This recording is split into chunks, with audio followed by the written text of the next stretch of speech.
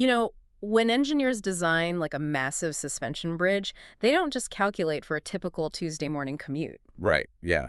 That wouldn't be enough. Exactly. They run these massive extreme simulations because they want to know what happens if, say, a Category 5 hurricane hits at the exact same moment a fleet of overloaded freight trucks stalls right in the middle of the span. Well, yeah, because the goal isn't just to see if the bridge sways a little bit. Right. They want to find the precise mathematical point where the steel actually snaps. Yeah.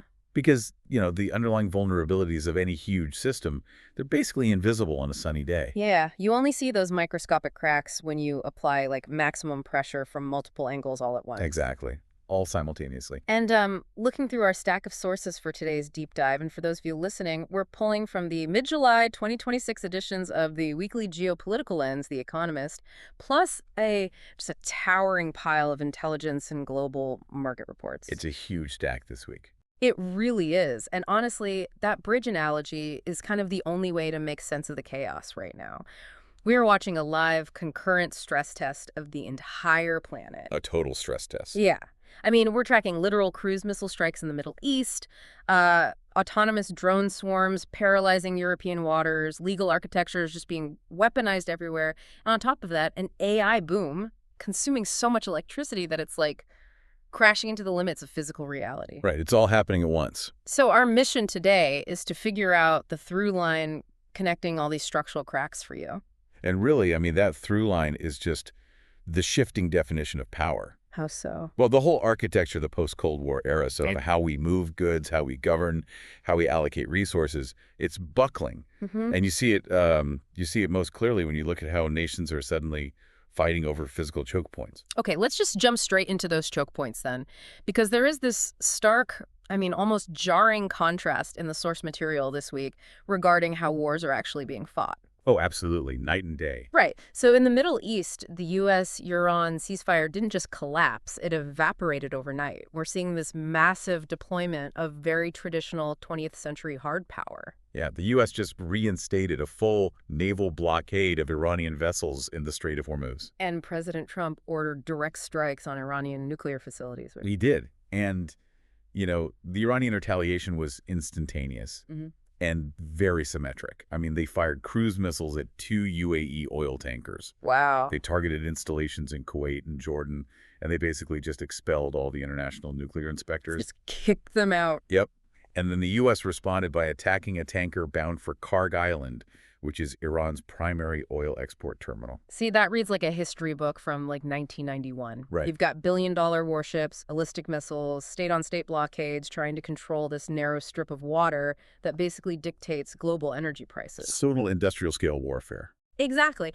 But then you turn the page to the Sea of Azov in Europe, and the playbook just completely flips. It's wild. Ukraine just paralyzed a vital maritime artery there without using a single traditional warship. Wait, not a single one? No. Over a span of just 9 days, Ukraine launched a continuous barrage of cheap, autonomous naval and aerial drones. They struck 116 vessels. 116? That's insane. Yeah, they forced Russia to completely suspend shipping in a sea that handles 25% of all Russian grain exports. A quarter of their grain exports. Shut down. Ah. And they also systematically dismantled gas and electrical infrastructure in Crimea using those exact same swarm tactics. Okay, I need to stop you there because the math of this is just mind-boggling to me. It's like a digital David versus an industrial Goliath. That's a good way to put it, yeah. Because you're talking about uncrewed, explosive motorboats that cost, what, maybe a few $100,000? Some are even cheaper. Right, and they're effectively shutting down the maritime economy of a nuclear superpower. So does this mean traditional naval power, like those aircraft carriers the U.S. is currently parking in the Strait of Hormuz, is suddenly obsolete? Well, not obsolete, but it's economically unsustainable for asymmetric defense.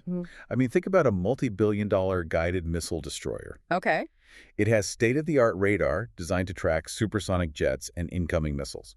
It is not optimized to detect, 20 low-profile fiberglass drone boats skimming inches above the waves, all at the exact same time. Right, they're too small. Exactly. So when a swarm like that attacks, the destroyer has to use interceptor missiles that cost $2 million apiece. Oh my God. To destroy a drone that maybe costs $50,000. The math just doesn't work. The defense math bankrupts the defender long before it runs out of ammunition. Hmm. Ukraine is essentially proving that maritime dominance no longer requires a traditional navy. It just requires relentless, decentralized, autonomous saturation. Which I imagine is putting enormous strain on leadership. I mean, we saw in Kyiv, President Zelensky just executed a massive cabinet reshuffle. He did, yeah. He removed Prime Minister Svyridenko and Defense Minister Fedorov, and the reports say it was over disputes with the military brass regarding these exact strategic pivots. Yeah, that internal friction is real. But the realization that defense is suddenly this expensive is sending shockwaves through NATO too, right? Huge shockwaves. European NATO leaders just agreed to increase their defense spending target to 5% of their GDP. 5%. Because for the last decade, getting members to hit just 2% was like a diplomatic nightmare. It was nearly impossible. And 5% of GDP is an astronomical amount of capital. So where does that money even come from? I mean, you can't just print it without spiking inflation again. No, you pull it from the domestic foundation. Mm. The economic reports in our stack are warning that reaching a 5% military baseline will require the systematic gutting of European domestic welfare budgets, social safety nets, pension programs. Mm. Yeah, it's a fundamental reallocation of national wealth from the public square straight to the military-industrial complex. And obviously, when a drone disrupts a quarter of Russian grain exports or, a cruise missile hits a UAE oil tanker, the shockwave isn't just geopolitical. It alters the global supply chain instantly. Instantly. Like for everyone listening, a disrupted choke point in the Sea of Azov means the price of bread in London or Tokyo spikes. An attack on Karg Island means the cost of filling up your car doubles by the weekend. The physical vulnerabilities of the supply chain are just completely exposed right now. Mm. But that same asymmetrical strategy, finding a cheap, unorthodox way to bypass a massive traditional defense system, we aren't just seeing that on the water. No. It's happening in domestic politics and the legal system, too. That is the perfect way to frame it. Politicians are essentially using, legal drones to bypass constitutional firewalls. It's a global stress test on democratic architecture. Let's look at the U.S. first. And just to be clear for you listening, we're just reporting the facts here as laid out in the legal documents. Right, just looking at the cases. So a federal judge just aggressively struck down a $10 billion lawsuit settlement between Donald Trump and his nominee for Director of National Intelligence, Todd Blanche. Yeah, and the mechanics of this settlement were incredibly complex. It was framed as a civil resolution, but the underlying terms were designed to grant Trump sweeping immunity from federal tax audits. From a civil case. Yes. And it also tried to establish a $1.8 billion fund for allies, which the filing labeled an anti-weaponization fund. And the judge didn't just reject it. She called it explicit self-dealing.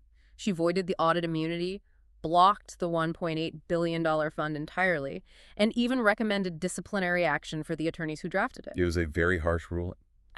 How does a civil lawsuit even attempt to dictate federal tax audit policy? Well, it attempts to use the binding nature of a court-approved settlement as like a backdoor to overwrite executive branch protocols.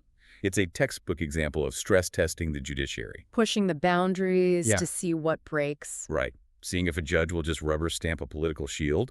But in this case, the institutional firewall held. But the friction between the government and the press is also, it's escalating rapidly. The Department of Justice just subpoenaed 5 New York Times journalists.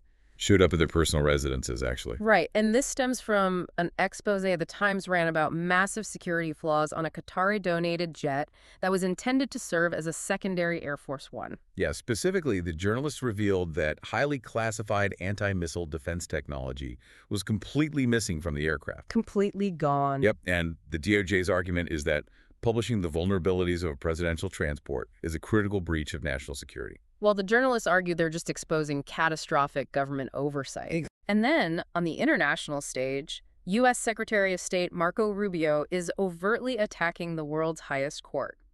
Following the International Criminal Court issuing an arrest warrant for Israeli Prime Minister Benjamin Netanyahu, Rubio announced a campaign to dismantle the ICC, quote, brick by brick. Right. He's deploying aggressive sanctions and travel bans against the court's judges and their families. Which signals a pretty profound shift, doesn't it? The U.S. isn't just ignoring the ICC anymore. They're actively using financial and diplomatic leverage to bankrupt and isolate the institution itself. Yes, a much more offensive posture. And this legal architecture is being aggressively reconfigured all over Europe, too. In Hungary, the new prime minister, Peter Magyar, utilized a newly secured supermajority to immediately oust President Tamás Suljuk, Just pushed him right out. and then passed retroactive term limits that effectively ban half of Viktor Orban's former ruling party from ever running for office again. Just legislated them out of the game. Exactly. And in France, Marine Le Pen was just barred from holding public office due to an embezzlement conviction. Which, I mean, that completely upends the 2027 French presidential race. Right. It instantly elevates her protege, Jordan Bardella, to the frontrunner position. We're seeing legal convictions do what traditional elections used to do, deciding who is actually allowed on the board. And then there's the United Kingdom's political scene, which is dealing with this bizarre mix of tragedy and complete institutional erosion. Oh, the UK situation is wild right now. So, tragic, former Conservative MP Anne Widdecombe was assassinated in what reports are calling a targeted attack. Meanwhile, Nigel Farage resigned from Parliament amidst a sprawling financial investigation, Right. which triggered a special election in Clacton, where Farage is now attempting a comeback. But he is being fiercely challenged by a satirical candidate dressed as an intergalactic space warrior named Count Binface. And he's actually polling competitively. That's the crazy part. When a satirical candidate polling near double digits isn't a joke, but a statistical reality, what does that say? It tells you that a significant portion of the electorate views the entire political institution as illegitimate. They're casting a protest vote against the system itself. Wow. And we see a different version of this institutional bypass in El Salvador, where President Nayib Bukele just officially bypassed constitutional term limits to run for a third time. Because he's riding that immense, almost untouchable popularity from his authoritarian crackdown on gang violence. Exactly. The rules get bent when the popularity is high enough. So, connecting Bukele, Magyar, Le Pen, and the U.S. courts, I have to ask, are we watching democratic institutions successfully defend themselves against rogue actors, or are the institutions themselves just becoming weapons? I think we're watching the weaponization of the referee. Legal frameworks, constitutions, international courts, they're increasingly being utilized as offensive tools to neutralize political opponents before an election even happens. So the architecture isn't necessarily collapsing into anarchy, but it is being re-engineered by whoever holds the levers of power at that exact moment. And what gives someone power right now is largely determined by a global economic engine that is, frankly, fundamentally misfiring. According to the stack, traditional industries are stalling out, while the AI sector is triggering a gold rush so violent it's warping the rest of the economy. The macroeconomic divergence is incredibly sharp this week. I mean, in the U.S., inflation has finally eased to 3.5%. Finally. Yeah, and the new Federal Reserve Chair, Kevin Warsh, announced a regime change in monetary policy.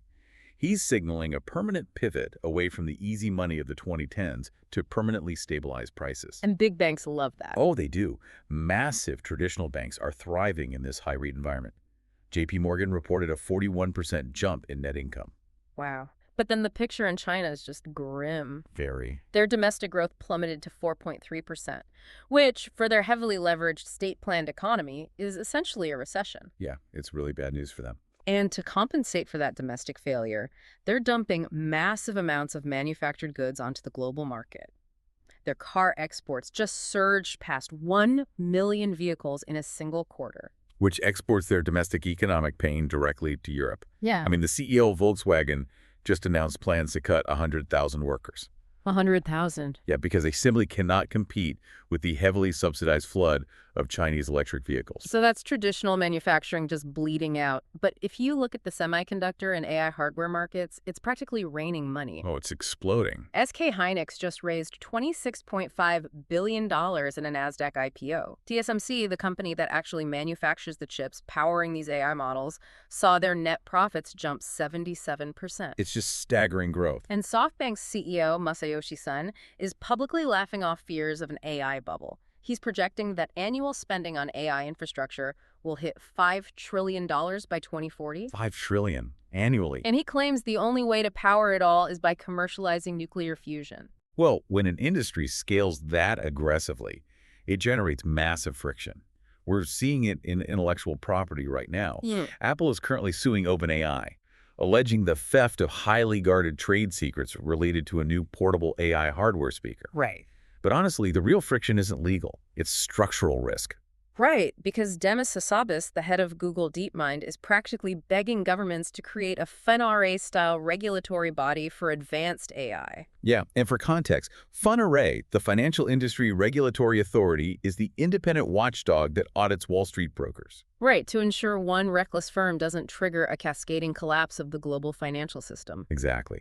And Hassabis is arguing that AI models have become so powerful and opaque that they pose a systemic, civilization-level risk akin to a financial meltdown. He Wow. says they require an auditor with real teeth to monitor the code before it's deployed. But, the most fascinating roadblock to this $5 trillion AI future isn't software regulation. It's the physical world throwing up a stop sign. New York State just imposed a strict one-year moratorium on the construction of any large AI data centers. Yeah, and that's because of the staggering, almost incomprehensible consumption of water and electricity. Right. Training a large language model requires tens of thousands of GPUs running at maximum capacity for months. And those processors generate heat akin to a jet engine.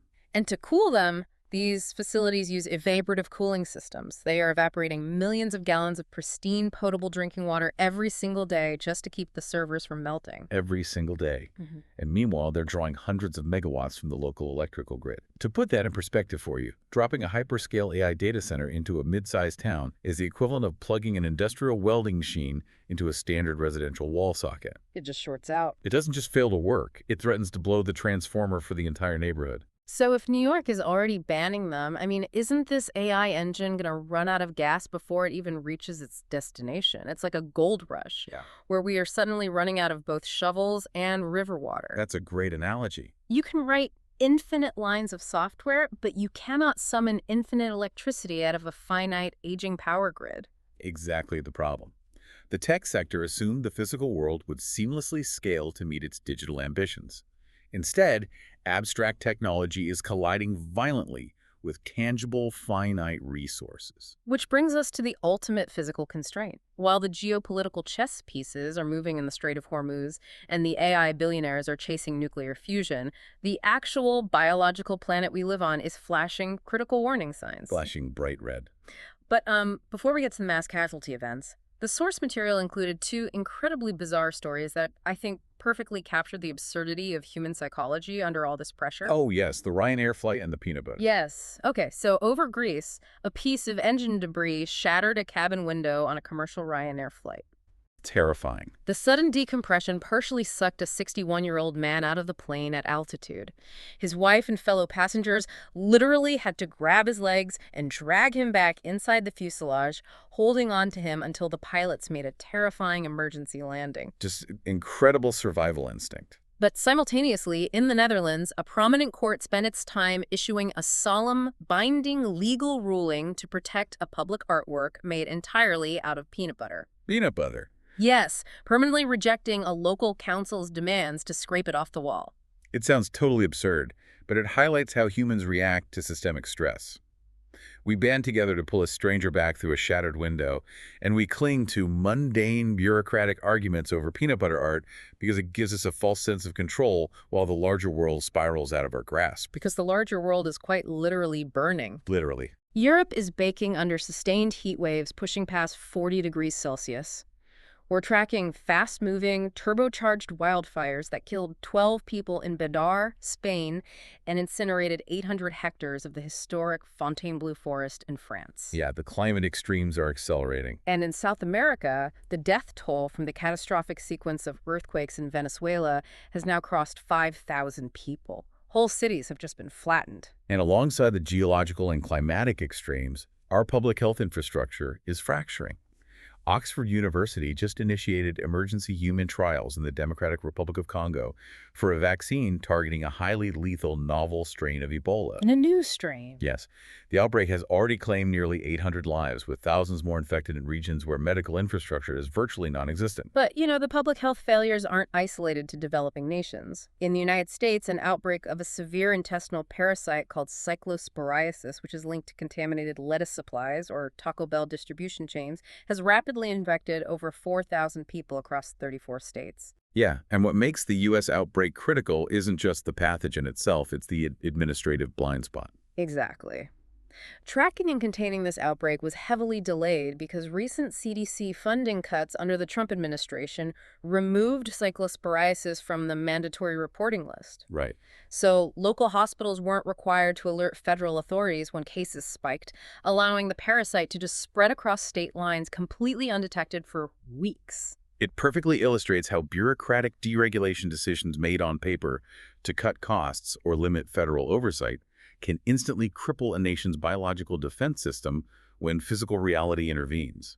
So this brings me to the fundamental question of this entire deep dive. We're watching deeply divided nations wage asymmetric drone wars, tear up their domestic constitutions, and pour trillions of dollars into AI supremacy.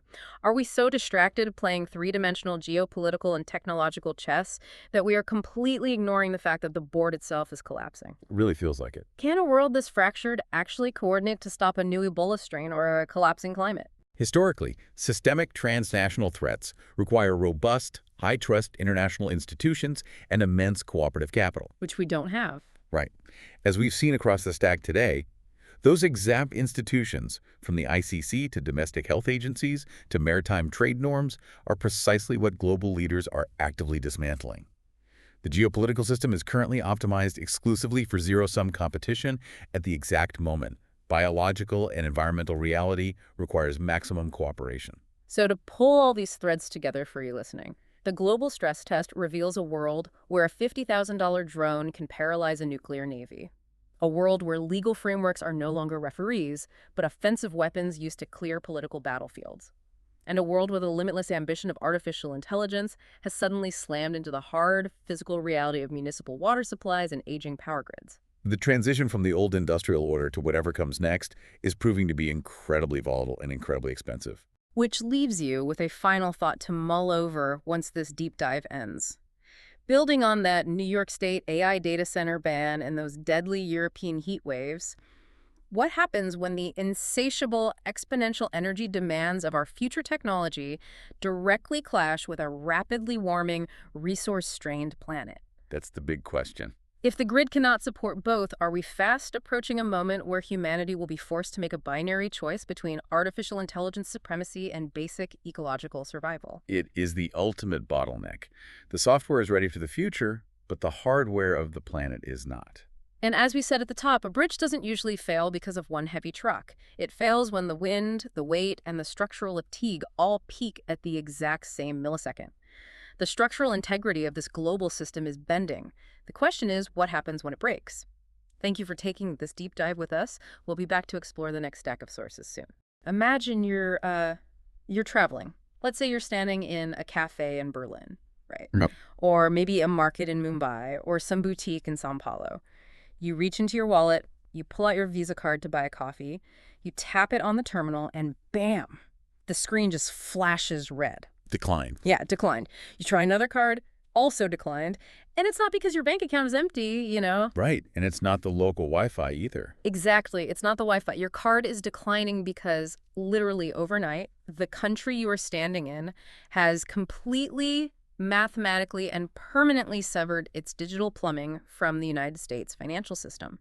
Which sounds crazy, but your money still exists, Yeah. right? It just, it no longer speaks the local language. Yeah. And that is a terrifying scenario, but it is precisely the trajectory we're on right now. It absolutely is. When you synthesize the global geopolitical data coming in today, and I'm talking financial ledgers, military logistics, tech sector earnings, the overarching reality is that the era of this seamlessly interconnected global village, it's over. It's totally... We're witnessing this desperate, almost frantic scramble for sovereignty. But I don't mean sovereignty in the old school drawing lines on a map sense. Right. It's bigger than that. Much bigger. Hey. Every single nation is trying to build these impenetrable firewalls around their physical trade routes, their financial systems, their artificial intelligence infrastructure, you name it. Okay, let's unpack this because today is Sunday, July 19th, 2026.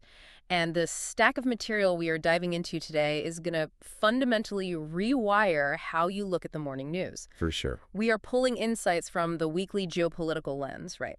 They curate from the heaviest hitters, The Economist, Time, Foreign Affairs. Our mission today is to look past the daily noise and really understand the massive structural forces tearing our globalized world apart. And it really is tearing apart. Yeah, the best way to visualize what we're looking at is to imagine a game of Jenga.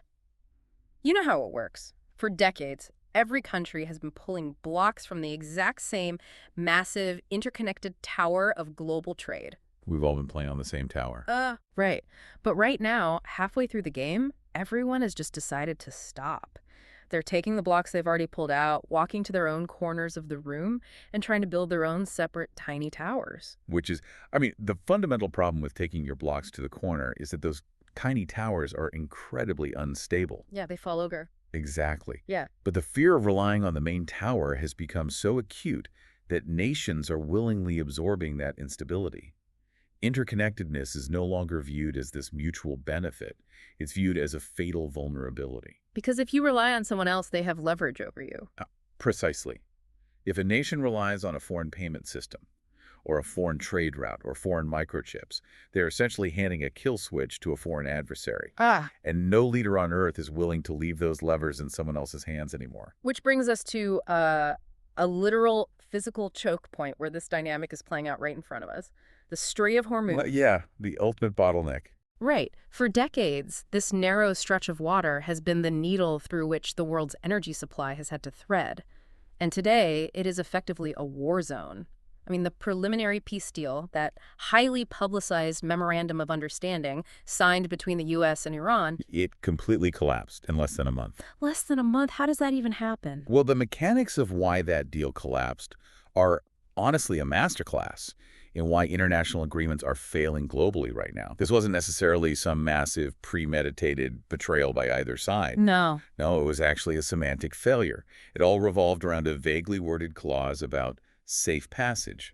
Right, because when I read safe passage, I assume that just means, boats are allowed to drive through the water without getting blown up. Exactly, which is roughly the American interpretation too. The United States viewed safe passage as an operational physical mandate. They believed this clause legally required Iran to physically deploy ships to clear the naval mines they had laid in the strait. So just clean up the mess and let people through. Right. But maritime law is incredibly complex. Iran interpreted safe passage through the lens of administrative control. They viewed the clause as a diplomatic concession from the West. Right, so they thought the U.S. was giving them permission to run the strait. Basically, yeah.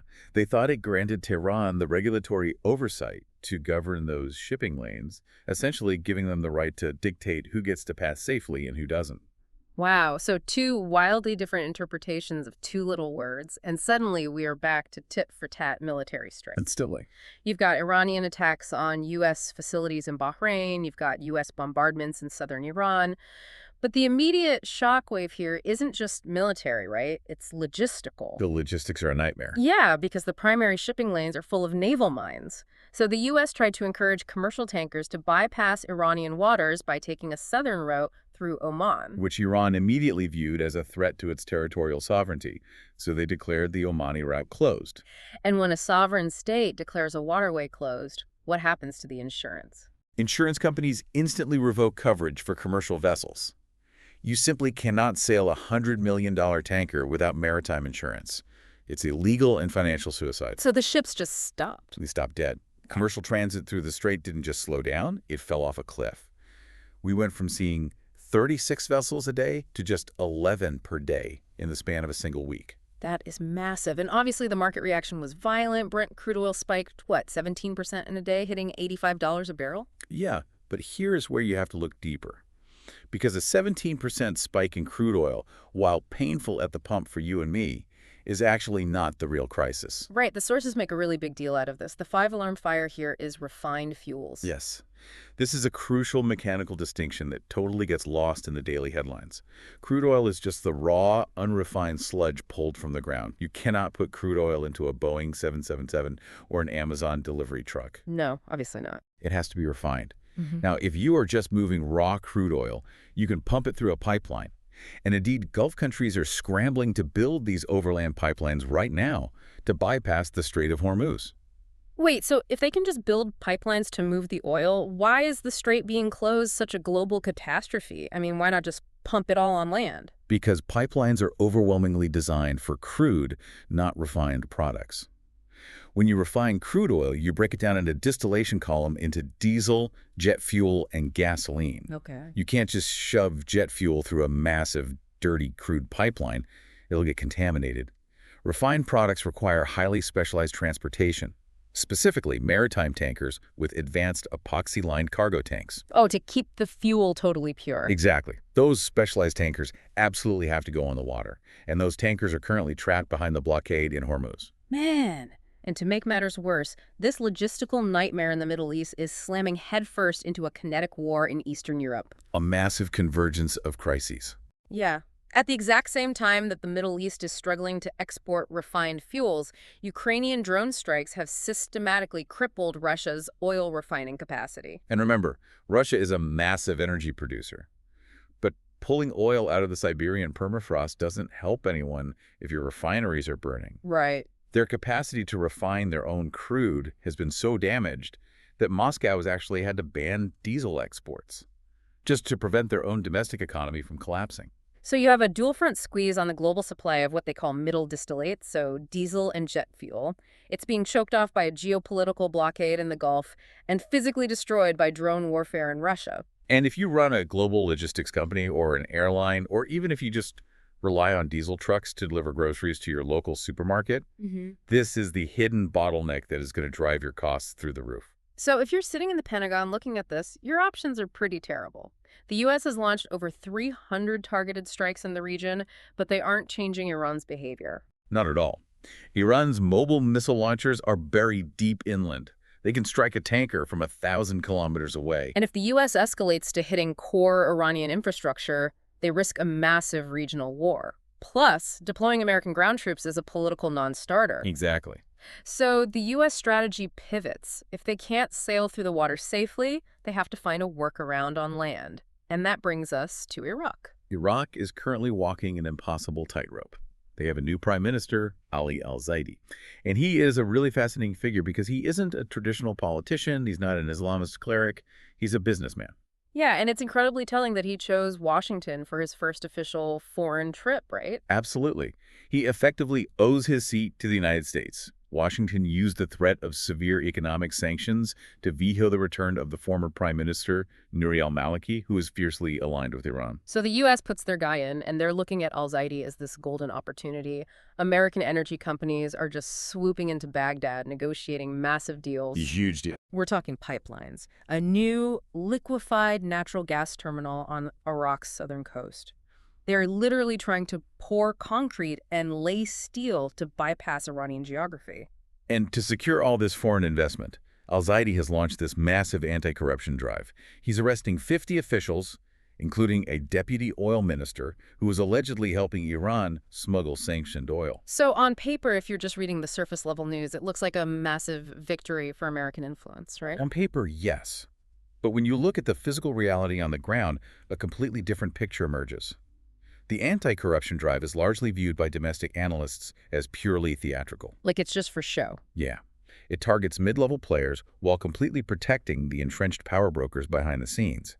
Because while the United States is signing memorandums of understanding in air-conditioned boardrooms, Iran controls the actual dirt. Wow. Al-Zaidi has publicly vowed to disarm the Iran-backed Shia militias by September 2026, which conveniently aligns with the scheduled withdrawal of the last U.S. troops. But let me guess, those militias have zero intention of handing over their weapons. None whatsoever. The numbers in the report are wild. We are talking about an estimated 3,000 heavily armed, Iran-backed militiamen operating openly in Iraq. Operating openly, launching drones at Gulf states, and functionally controlling local neighborhoods. And this is where that concept of sovereignty becomes incredibly tangible, right? Like you can have absolute air superiority. You can fly stealth bombers over Baghdad 24/7, but you cannot use an F-35 fighter jet to stop a local militia from extorting a checkpoint. Or hijacking a fuel truck. Hmm. Or intimidating a local mayor into granting a construction contract to an Iranian front company. There's this quote from a Baghdad businessman in the material that I just can't stop thinking about. He said, "America controls the skies, Iran rules the ground, and for most Iraqis, it's the ground that matters." It's a chilling quote, and it perfectly captures the limits of remote technological hegemony. If a hostile militia controls the logistics of your neighborhood block, high-level diplomatic agreements mean absolutely nothing. So we see the United States desperately trying to engineer physical bypasses around a geopolitical adversary in the Middle East. But if we pull the camera back, we see the exact same dynamic playing out in reverse on a global scale. A massive reversal, yes. Because just as the U.S. is trying to bypass the Strait of Hormuz physically, the entire rest of the world is desperately trying to bypass the U.S. dollar financially. And this is arguably the most profound structural shift happening on the planet right now. Since the end of World War II, the U.S. dollar and American-controlled payment networks like Visa, MasterCard, and the SWIFT messaging system have been the foundational bedrock of global trade. They ran everything. Everything. But over the last decade, the U.S. has increasingly weaponized that financial dominance. Yeah. They have used access to the dollar as a tool to enforce foreign policy, freezing central bank assets and locking countries out of the global economy entirely. And the rest of the world has watched this happen and realized if Washington can do that to a nuclear power like Russia, they can do it to literally anyone. Precisely. So the scramble to build financial firewalls has begun in earnest. Let's look at Brazil, for example. They built this domestic instant payment system called Pix, and it is wildly successful, right? Brazilians use it for everything from buying groceries to paying taxes. Very successful. And how did the U.S. respond to a South American country building a local payment app? They threatened a 25% tariff on Brazilian goods. They claimed Pix unfairly disadvantages American firms like Visa and MasterCard. The fact that the United States would threaten a massive trade war over a smartphone payment app tells you everything you need to know about how strategic this infrastructure is. Washington doesn't view payment networks merely as financial services. No, they view them as extensions of American sovereign power. Exactly. But Brazil's president, Lula da Silva, refused to back down, cementing Pix as a sovereign necessity. And Europe is doing the exact same thing. They are terrified of relying on American infrastructure, so they're pushing the single euro payments area. They're launching the Wero digital wallet and aggressively developing a digital euro slated for 2029. But as big as Europe is, the real structural threat is coming from Asia. China isn't just trying to build a domestic app. They are building an entirely parallel international financial system. Right, the cross-border interbank payment system, or CIPS. Yes, CIPS is seeing explosive growth in transaction volumes. And then you have India's Unified Payments Interface, UPI. That's now operating in 9 different countries. India is actively exporting this technology, helping other nations connect to UPI, specifically to maintain what they call payment sovereignty. But to really understand why this is so revolutionary, we have to look at the actual plumbing of global finance.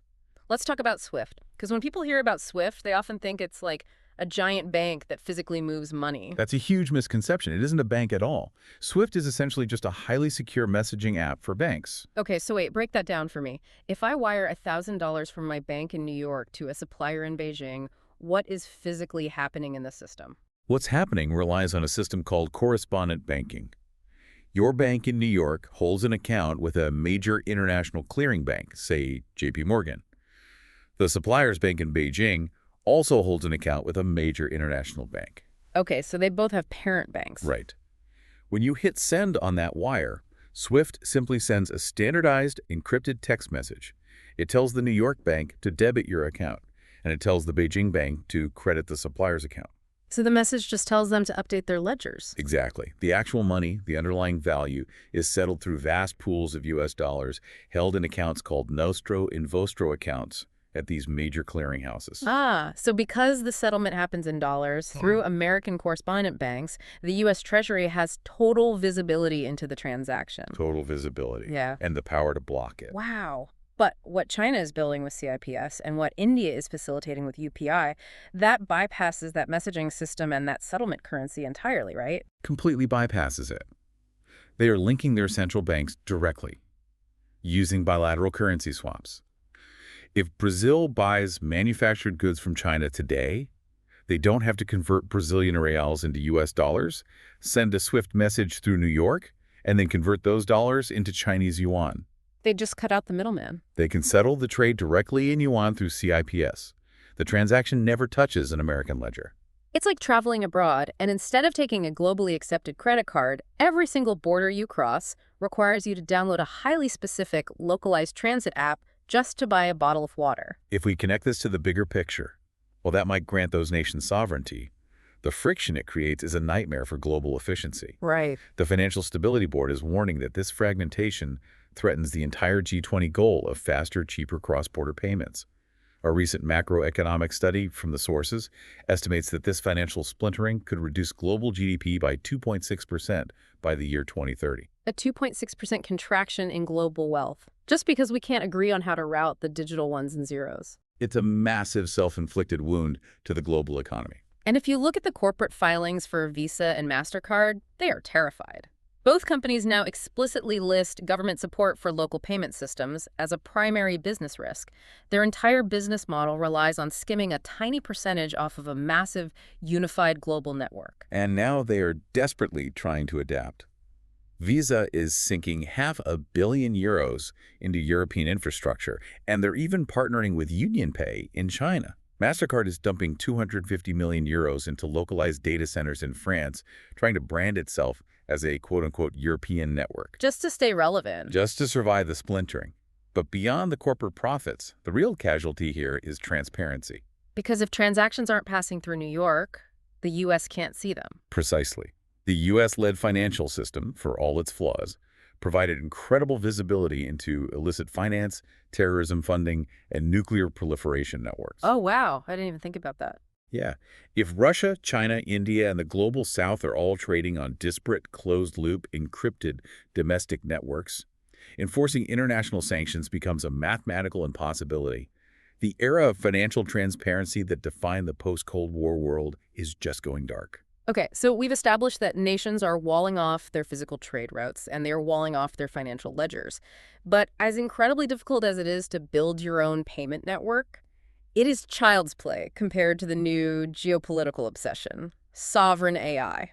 Yes, creating your own currency is hard. Creating your own digital brain is arguably the greatest industrial challenge of the 21st century.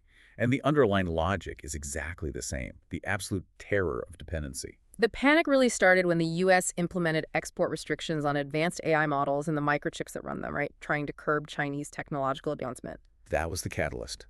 But the unintended consequence was that every other nation on Earth looked at those export controls and realized they were completely vulnerable. They realized that AI isn't just, a fun chatbot.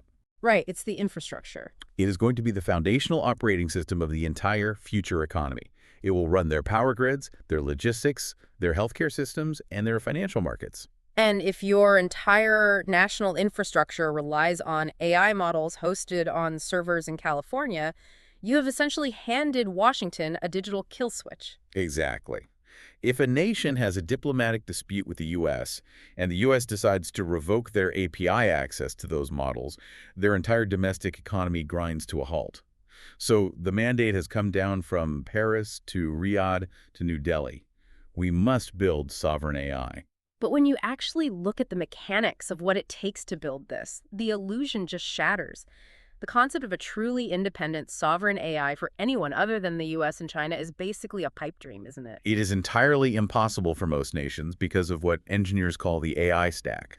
I like to explain the AI stack using the analogy of building a national railway system in the 19th century. Okay, I like that. You can't just decree that you have a sovereign railway. You have to physically build every layer of it. The first layer is the hardware, the steel tracks. In the AI world, this means specialized compute power, specifically GPUs. And right now, the American company NVIDIA holds a near monopolistic grip on the architecture required to train these massive models. Yes, and those chips are fabricated almost exclusively in Taiwan by TSMC. So if you are a European nation, you cannot build the hardware yourself. You simply have to buy the steel tracks from an American company. Correct. But even if you manage to buy the chips, you hit the second layer of the stack, power. This is the goal for the steam engines. Training a frontier AI model requires an ungodly amount of electricity, and this is where geography dictates destiny.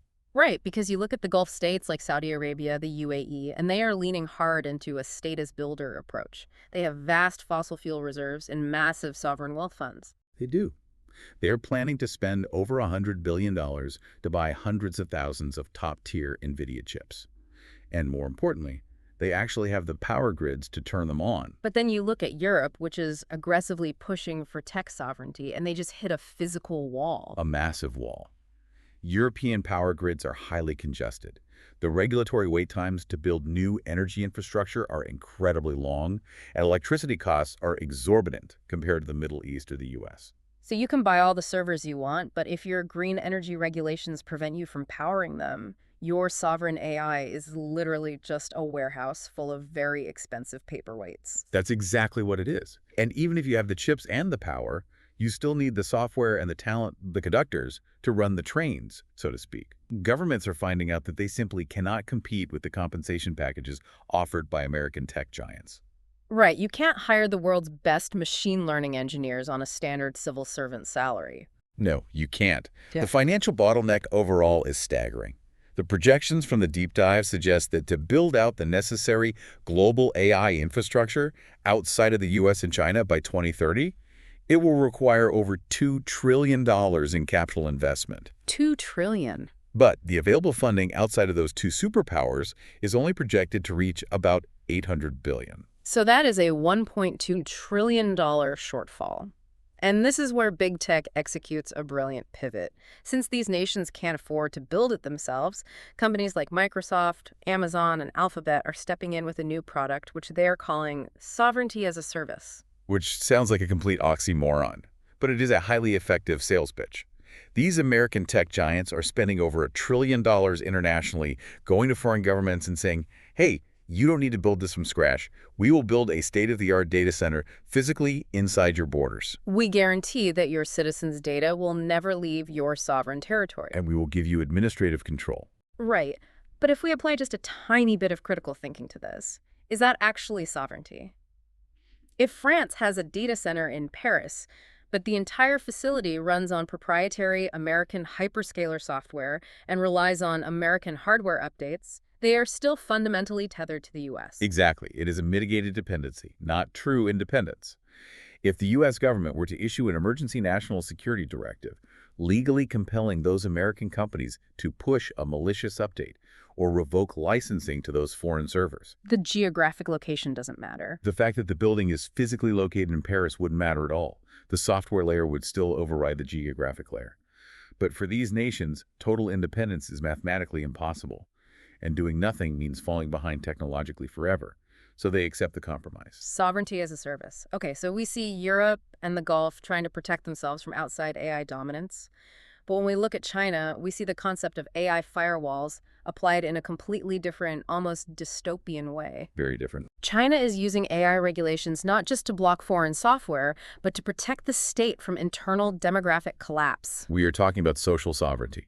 On July 15, 2026, China implemented the world's first national-scale ban aimed at curbing what they call emotional dependence on artificial intelligence. They completely banned virtual companion services like AI boyfriends, AI girlfriends for minors. Full ban. And for adults, the restrictions are intense. Companies have to enforce mandatory usage breaks, strictly filter any romantic or pornographic content, and deploy constant pop-up reminders, forcing the user to acknowledge they are talking to a machine. Stripping away the illusion of humanity. Exactly. Deliberately breaking the immersion. And we cannot understate the scale of this industry, because this is not just some niche subculture. These companion apps are massively popular in China. ByteDance, the parent company of TikTok, has an app called Maoxiang with nearly 4 million monthly active users. Yes, and a startup called Minimax has an app called Zinji that generated 35% of the company's total revenue last year. 35%. People are spending 8, 9, sometimes 10 hours a day talking to these AI companions. They customize their personalities, they develop profound emotional bonds, and they treat them as literal replacements for real-world relationships. And now the tech giants are having to go into their code and systematically lobotomize these chatbots, stripping them of their human personas just to comply with the state. But why? I mean, the mechanism driving this aggressive regulation is sheer demographic terror, isn't it? Yes, Beijing is staring down the barrel of a population crisis. Their marriage rates are plummeting, their fertility rates are crashing well below replacement levels. You have those movements among the youth, right? Like lying flat. Exactly. Lying flat is where young people are entirely opting out of the intense pressure of the traditional Chinese economic and family structure. They're just refusing to participate. So the state looks at these AI companion apps and doesn't see a fun piece of software. They see a digital narcotic. They see a technology that provides the emotional fulfillment of a relationship without the societal output of marriage and children. Precisely. Virtual intimacy is fundamentally incompatible with the state's requirement for biological reproduction and social stability. And what is remarkable here is that the Chinese Communist Party is willing to crush a highly lucrative, rapidly innovating sector of their own tech industry to enforce this social control. Which is wild compared to the West. In the West, tech regulation often takes years because of corporate lobbying and profit motives. But in China, the state's demographic survival instantly overrides the tech sector's bottom line. But here's the paradox that makes this so fascinating geopolitically. These strict regulations, this absolute ban on emotional AI dependence, is strictly domestic. China is aggressively protecting its own youth from this technology. But they allow and even encourage their AI labs to export these exact same emotionally addictive services to the rest of the world. It is a glaring double standard. Take Minimax, the company we just mentioned. They have an international version of their companion app called Talkie. Oh, Talkie, I've seen ads for that. Right. And outside of China, Talkie has over 10 million monthly active users. That is nearly 4 times its domestic user base. Here's where it gets really interesting. Is this a deliberate, weaponized geopolitical strategy? Like, is Beijing intentionally exporting digital addiction and demographic stagnation to Western youth while simultaneously safeguarding their own? It is a huge debate raging among analysts. Some view it as a calculated asymmetric cognitive war, a way to degrade the social fabric of adversarial nations without firing a single shot. Wow. And what's the other side of the argument? Others argue it is simply a byproduct of capitalist expansion. Chinese tech companies, choked by regulations at home, are naturally seeking profits in the unregulated markets of the West. And the state simply doesn't care about the collateral damage abroad. But functionally, the intent almost doesn't matter. The mechanism remains the same. The West is leaving its social fabric exposed to a technology that China has explicitly deemed too dangerous for its own population. Yes. So we look at China, and we see an authoritarian state forcefully imposing its will over corporate profits and personal lives to maintain institutional control. But when we look at the United States right now, we are witnessing a completely different kind of institutional shift. We are watching the internal dismantling of federal norms. And as we dive into this section, it is critical that we look at this purely mechanically, stepping back from the partisan noise to examine the structural facts exactly as they're laid out in the reporting. That is essential. The core focus of this analysis is the structural integrity of the Department of Justice under Donald Trump's current administration. Historically, especially post-Watergate, the DOJ has operated with a carefully guarded degree of independence from the White House. Specifically regarding who gets investigated and who doesn't. Exactly. That barrier was the norm. But the data shows a radical departure from that norm. The president has nominated his former personal defense attorney, Todd Blanche, to be attorney general. And we are seeing the DOJ actively pursue aggressive federal cases against political critics figures like former FBI Director James Comey and New York Attorney General Letitia James, while simultaneously dropping massive corruption and fraud charges against cooperative allies, like former New York Mayor Eric Adams and the international billionaire Gautam Adani. But the individual cases, as high profile as they are actually secondary to the underlying mechanical failure happening within the institution itself. This is the real story. The DOJ is experiencing a catastrophic brain drain. Overall, they have lost 20% of their lawyers. The experienced career prosecutors who actually understand that the labyrinth of federal law are resigning. And to fill the gap, they're bypassing traditional experience requirements and recruiting lawyers straight out of law schools. But when you look at which specific divisions are losing personnel, the national security implications are staggering. It is a massive hollowing out of critical defense infrastructure. The DOJ has seen a 40% drop in counterintelligence and export control prosecutors. Let's pause and explain what that actually means, because counterintelligence sounds like, spy movie stuff. But it's highly technical legal work. It is the legal shield for the American economy. Counterintelligence prosecutors are the lawyers who build the immensely complex cases against state-sponsored corporate espionage. Right. If a foreign intelligence service tries to steal aerospace blueprints from Lockheed Martin or quantum computing research from MIT, these are the prosecutors who navigate the Classified Information Procedures Acts to bring those spies to trial without exposing U.S. secrets in open court.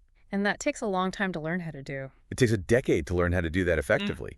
If you lose 40% of that staff, you essentially leave the back door of the American tech sector wide open. And the drain just continues. There is a 30% exit from counterterrorism units. The FBI has lost 300 national security agents. They have diverted a fifth of their 14,000 total agents away from complex financial fraud and cryptocurrency investigations, reassigning them to domestic immigration enforcement.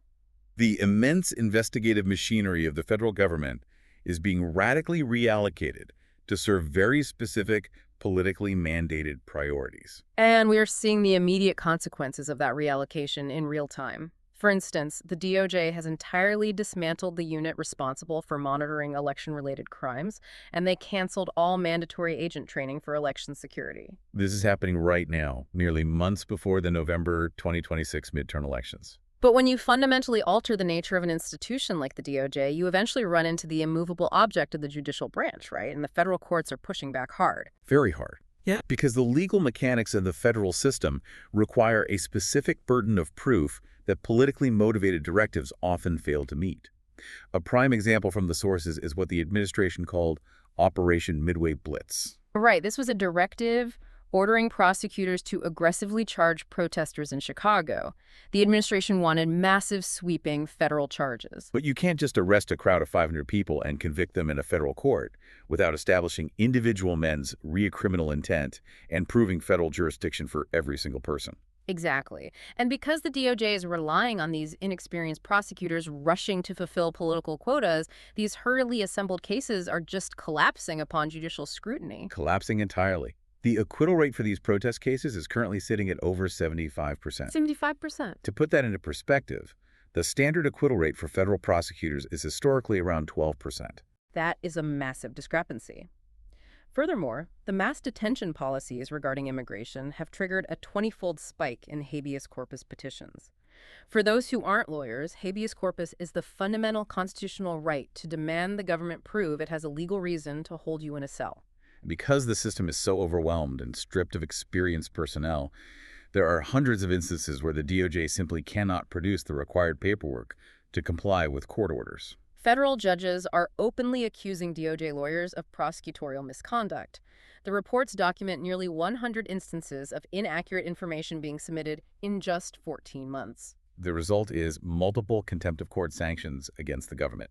The institution is fundamentally failing to execute its basic operational functions in a legal environment. To truly understand how this institutional erosion happens on a human level, the material offers a fascinating psychological and historical case study.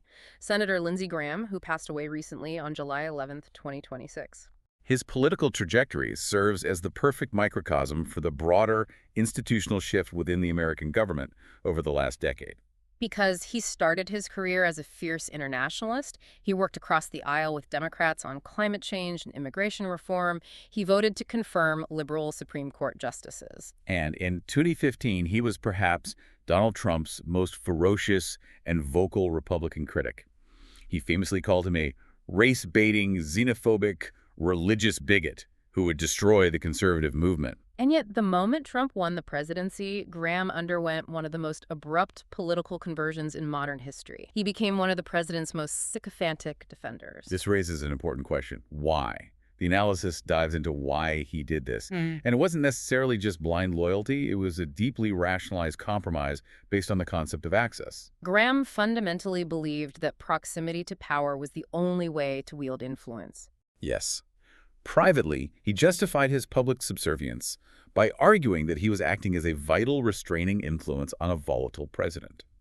He believed that by staying in the inner circle, playing golf with the president, and defending him on television, he could protect critical American foreign policy alliances. Things like NATO, the relationship with Israel, the defense of Ukraine. He thought he was protecting them from the president's worst isolationist impulses. He believed he was sacrificing domestic democratic norms to maintain global stability.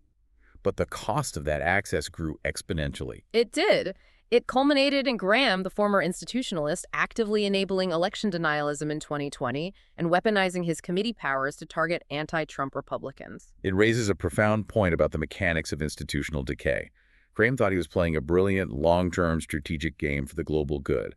But the tragic irony is that his endless stream of compromises changed the president far less than the president changed him. In his obsessive pursuit of relevance, he actively contributed to the corrosion of the very democratic norms he claimed to be protecting. Institutions do not solely erode through frontal authoritarian assaults.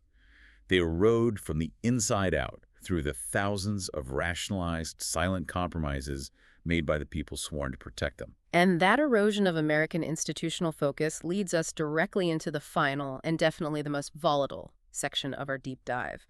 Because while the United States is entirely consumed by this internal legal warfare and erratically shifting domestic political landscape, its most critical geopolitical alliance is facing an existential stress test. We're looking at the Middle East, specifically Israel and Gaza. And again, our goal here is to dissect the mechanics and the structural realities on the ground, strictly as they are reported in the sources. No taking sides, just the data. Right. The situation in Gaza has reached a brutal, seemingly intractable crossroads. The recent development on July 6, 2026, was Hamas announcing that it was relinquishing the political administration of the Gaza Strip. Theoretically clearing the path for a technocratic civilian government to step in and rebuild, which, on paper, sounds like a massive breakthrough. But there is a glaring, fatal caveat. Hamas's military wing categorically refused to disarm. Which renders the entire political maneuver a symbolic farce. Exactly. In political science, a functional state requires a monopoly on violence. You cannot have a technocratic government consisting of engineers and economists attempting to distribute aid, rebuild infrastructure, and enforce laws if a heavily armed militant group operates autonomously in the exact same neighborhoods, looking over their shoulders. Right. As the Israeli foreign minister pointed out, whoever holds the guns holds the actual power, regardless of what the flowchart says. And while this political theater plays out, the physical reality in Gaza is just apocalyptic. Even since the October 2025 ceasefire, over 1,005 people have been killed in sporadic violence. The total death toll since the October 7 attacks in 2023 sits at 73,000. The infrastructure is completely pulverized. Famine has been officially declared in the north, meaning over 500,000 people are trapped in a zone facing imminent starvation. And geopolitically, the mechanisms for peace are entirely paralyzed. The peace plan pushed by the Trump administration is permanently stalled at Phase 2. Right, because the mechanics of Phase 2 explicitly require Hamas to disarm and release all remaining hostages before a permanent end to hostilities. But Hamas refuses to disarm, claiming Israel has failed to meet the humanitarian aid and displacement requirements of Phase 1. Meanwhile, the IDF maintains physical control over roughly 70% of the enclave. It is a geographical and political vacuum that cannot sustain itself. But what is fundamentally altering the strategic calculus for Israel isn't just the deadlock in Gaza. It is a massive structural shift happening across the ocean in the United States. This is a huge turning point. For generations, unconditional American diplomatic and military support has been the bedrock of Israeli security doctrine. But the demographic ground in the U.S. is shifting rapidly. We are looking at recent Gallup polling data that is genuinely unprecedented. Currently, 41% of Americans say they sympathize more with Palestinians, compared to just 36% who sympathize more with Israelis. To understand how massive a shift that is, you have to look at the historical data. From 2001 all the way to 2025, Israel maintained a consistent, ironclad, double-digit lead in American sympathy. That lead has completely evaporated. Furthermore, an Associated Press poll found that roughly 1/3 of all U.S. adults believe Israel has committed genocide in Gaza. Now, from a policy perspective, both the Biden and Trump administrations have vehemently rejected that legal categorization. Right. But politically, if 1/3 of the American voting public believes a foreign ally is committing the ultimate crime under international law, It radically constrains the political maneuvering room for any U.S. president. The era of unquestioned bipartisan blank checks is ending. Driven largely by a generational divide in how younger voters consume information and view global power dynamics. And this growing international isolation is acting as a pressure cooker for Israel's domestic politics, which leads us right into what the sources are calling the most consequential election in the nation's history, set for October 27, 2026. You have two fundamentally opposing visions for the future of the state.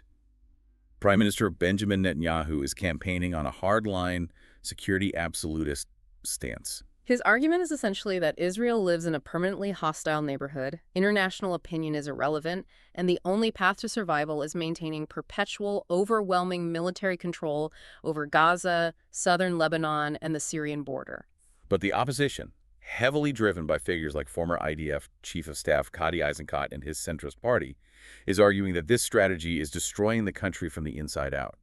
They argue that trapping the IDF in endless, unwinnable wars of attrition without a long-term diplomatic off-ramp is what is actually isolating Israel and destroying its economy. And the economic argument brings us to the deepest structural flaw in the Israeli system. The election isn't just a referendum on the war, it is a reckoning over an explosive internal demographic paradox. Specifically, the role of the Haredi, the ultra-Orthodox Jewish community. Let's break down the mechanics of this, because to understand the anger in Israel today, you have to understand a political deal made back in 1948. Right. When David Ben-Gurion founded the state, he made a compromise with the ultra-Orthodox leadership. He granted roughly 400 religious scholars exemptions from mandatory military service so they could study the Torah and rebuild the religious centers destroyed in the Holocaust. But those 400 scholars have grown into a population of over 1 million people. And the structural reality today is that the Haredi community enjoys sweeping exemptions from the military draft while the secular population fights the wars. Furthermore, their workforce participation is incredibly low, meaning they rely heavily on massive government subsidies funded by the taxes of this secular majority. Nearly half of all Israeli children today attend either underfunded Arab schools or ultra-Orthodox schools that teach almost no secular subjects like math or English. Which severely limits their ability to participate in a modern economy. Exactly. Now contrast that massive subsidized demographic with the actual engine of the Israeli economy, the high-tech sector. Only about 10% of Israel's workforce is employed in technology. But that tiny fraction of the population punches massively above its weight, right? They drive the national GDP, they attract the vast majority of foreign investment, they pay the lion's share of the taxes. And they engineer the advanced defense technologies like the Iron Dome that literally keep the country alive. But that 10% is exhausted. They are doing reserve duty for months on end, paying exorbitant taxes, and watching their government push policies they view as authoritarian. And this leads to the most terrifying metric in the entire report, the brain drain. A brain drain in the tech sector doesn't look like a chaotic evacuation. It looks like a quiet reallocation of capital.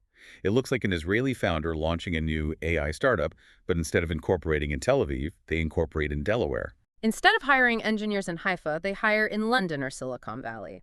They are seeking stability and international capital that is increasingly hesitant to invest in a war zone. So, what does this all mean? You look at the math, and the paradox becomes undeniable. How can a nation possibly maintain a booming, globally integrated 21st century high-tech economy, which fundamentally requires geopolitical stability, foreign investment, and a highly educated secular workforce, while simultaneously engaging in perpetual multi-front military occupations? He can't.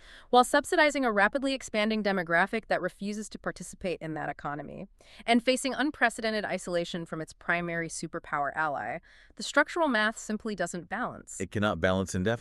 And that is exactly what the voters will decide in October.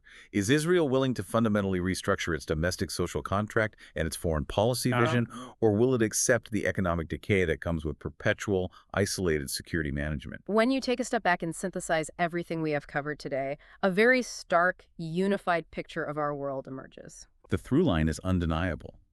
We started by looking at the physical blockades in the Strait of Hormuz, where nations are trying to reroute the physical flow of energy. We looked at the digital firewalls being constructed to bypass the US dollar, breaking the unified global financial ledger into a dozen fractured networks. We saw the desperate race to build sovereign AI, severely constrained by physical power grids, and China's attempt to use that technology to engineer domestic social isolation.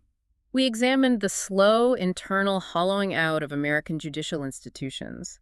And finally, the profound demographic and security dilemmas forcing Israel into a corner. We were watching the grand experiment of the late 20th century, the era of total, seamless globalization, go into rapid retreat. The Jenga tower is being disassembled. Nations are frantically hoarding their pieces, retreating into heavily armed sovereign silos. But the illusion of sovereignty is that you can build a wall high enough to keep the friction out. In reality, these walls generate the friction. They absolutely do. And for you listening to this right now, this is not just abstract geopolitical theory happening in boardrooms thousands of miles away. This fragmentation is the invisible hand reaching into your daily life. It impacts everything. If you run a small business and you can't understand why your supply chains are suddenly unreliable and massively expensive, it's because the physical shipping lanes are choked. If you are wondering why your electronics cost more, it's because the global tech stack is being aggressively bifurcated. And if you're noticing new, hyper-specific regulations on how your apps manage data, it's because digital borders are being drawn in real time. The cost of this fractured world, the friction of these sovereign walls, is a tax that gets passed down directly to you, which leaves us with a final, rather haunting structural question to consider.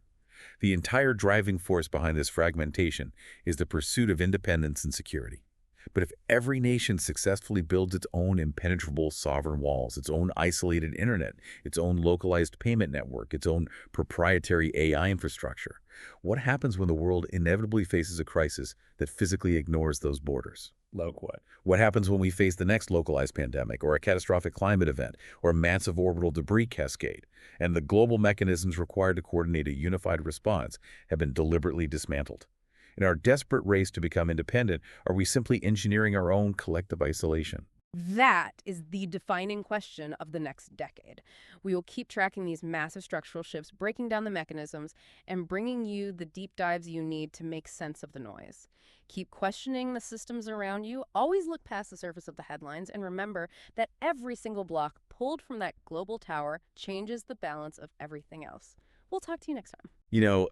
Usually when we talk about a medical diagnosis, there's this expectation of absolute precision. Right, like engineering. Exactly. I mean, you break your arm, the x-ray shows that jagged white line on the radius bone. The doctor just points to the screen and says, well, there it is. That's the problem. Right. That is the problem. It's comforting, you know? Right. Because it's entirely binary. Like, the bone is either broken or it isn't. We naturally crave that kind of categorization. Oh, for sure. Especially when dealing with complex systems. We want a clear image of where the fracture is so we can just apply a cast. But then you step into the world of global geopolitics, and suddenly you realize that X-ray machine is, it's fundamentally broken. Yeah, deeply broken. We're looking at a diagnostic landscape of the world right now that is incredibly murky. I mean, nothing is just one thing anymore. Right. Like, a shipping lane isn't just a shipping lane, It's a proxy for sovereign identity. Exactly. And a political memoir isn't just a book. It's a window into the unraveling of a specific philosophical era. Absolutely. So today, to welcome you to the deep dive, we are looking at an extensive stack of mid-July 2026 editions of the Weekly Geopolitical Lens.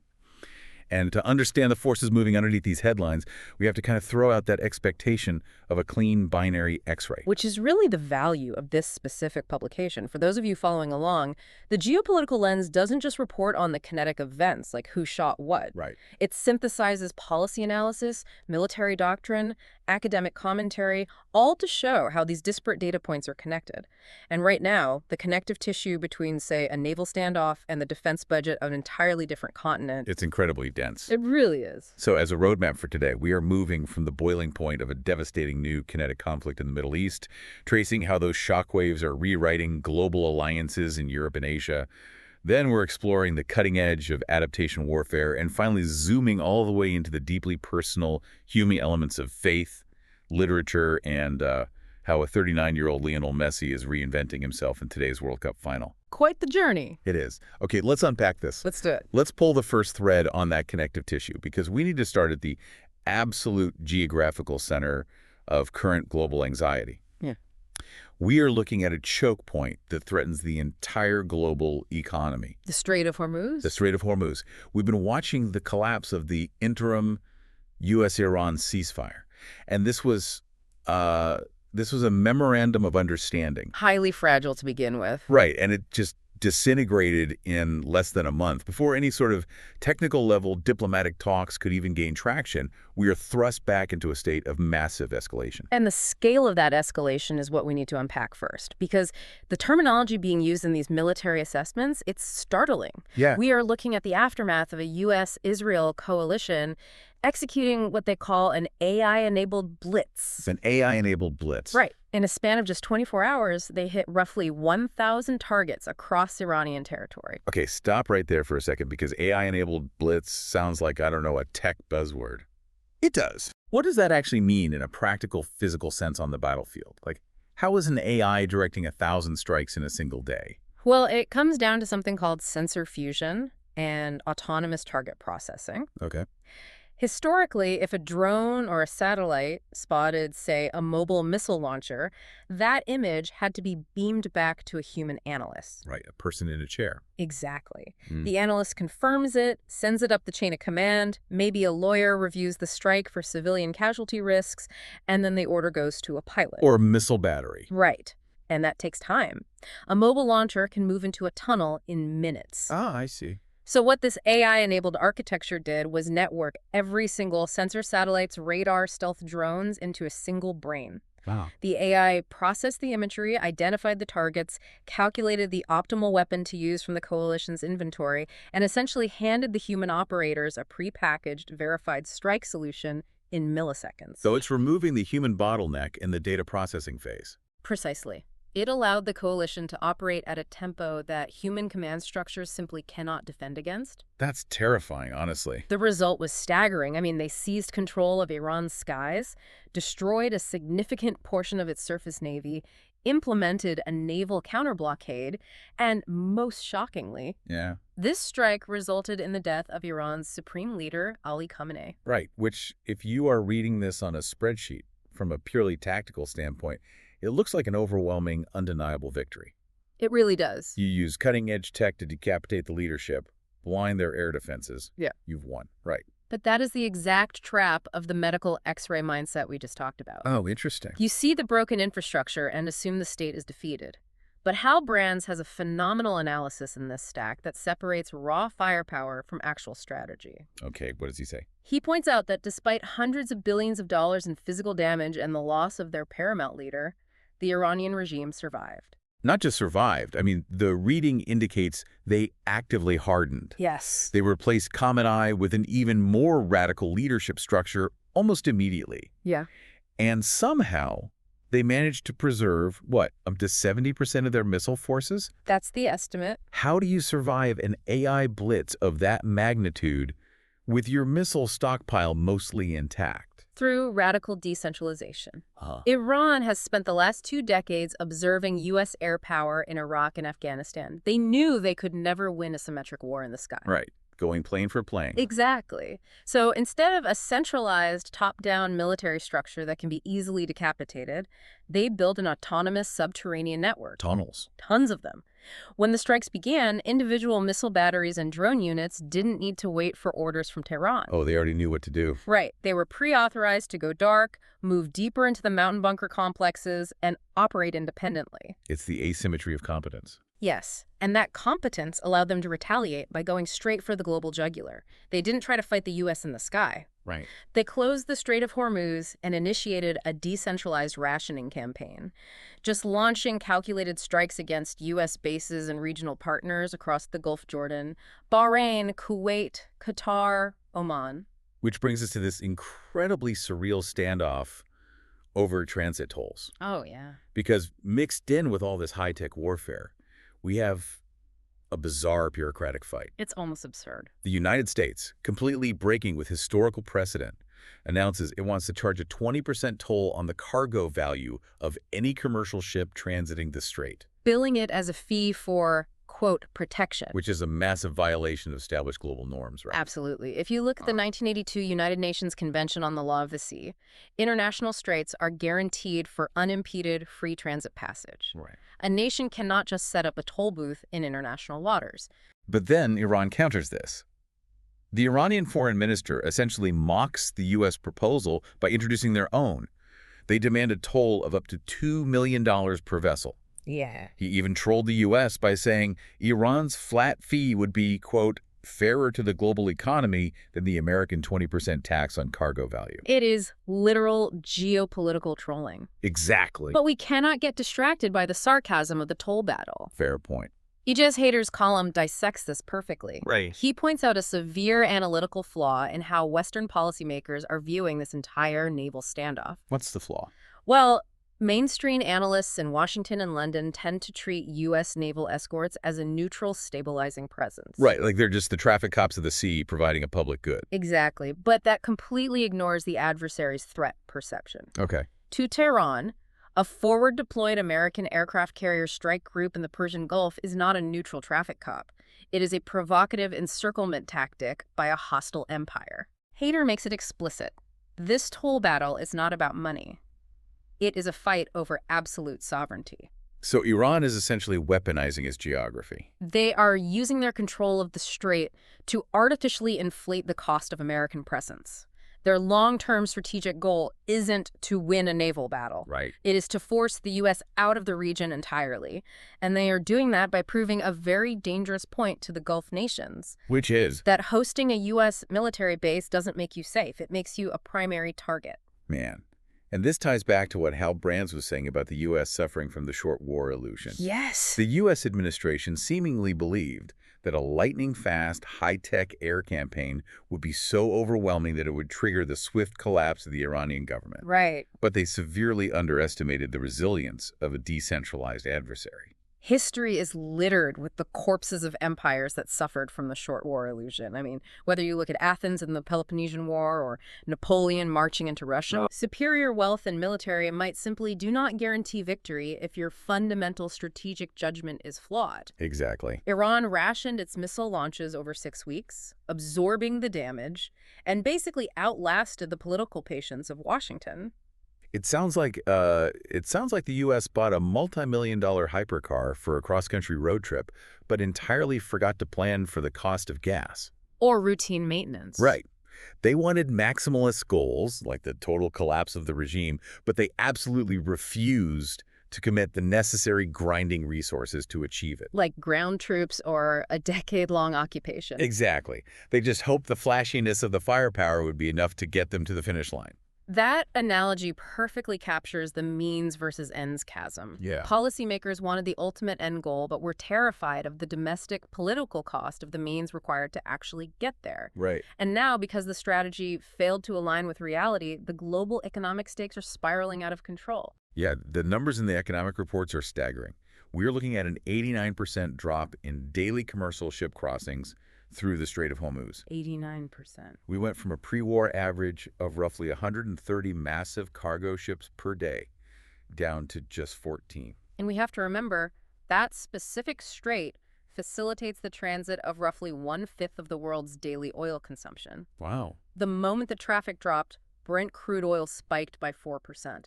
Energy analysts in the stack are warning that the rising geopolitical risk premium could easily push prices well above $80 a barrel. Which has devastating downstream effects on global inflation. Absolutely. But the ripple effects aren't purely economic.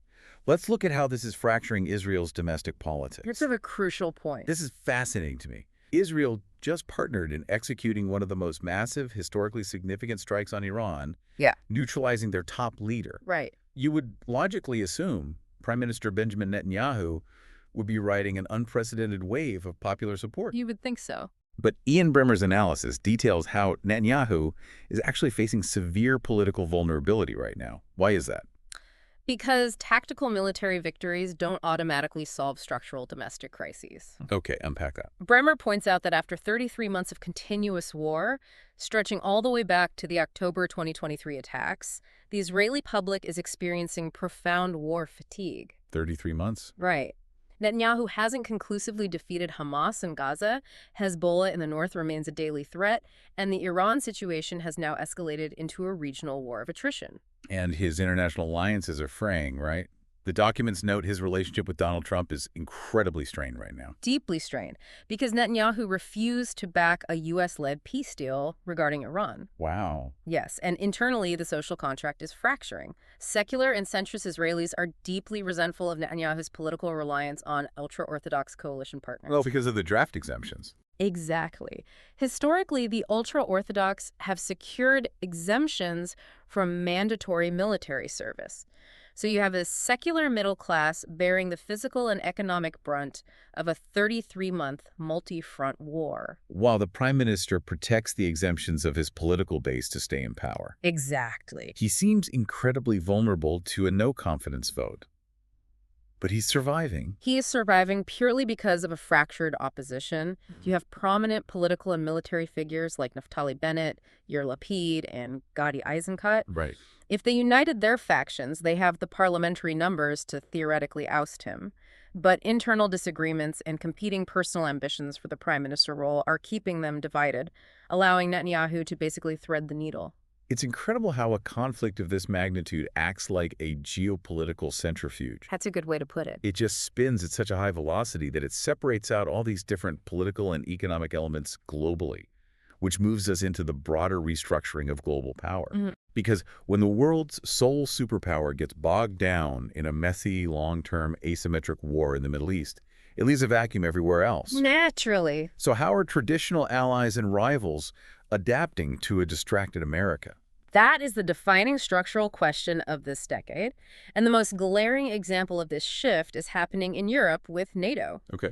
For literally years, across multiple U.S. administrations, American politicians have been aggressively demanding that Europe pay more for its own defense and stop free riding on the American taxpayer. Right, and according to this data, they finally are. Yes. European NATO members are projected to hit nearly 2.3% of their combined GDP in defense spending by 2025.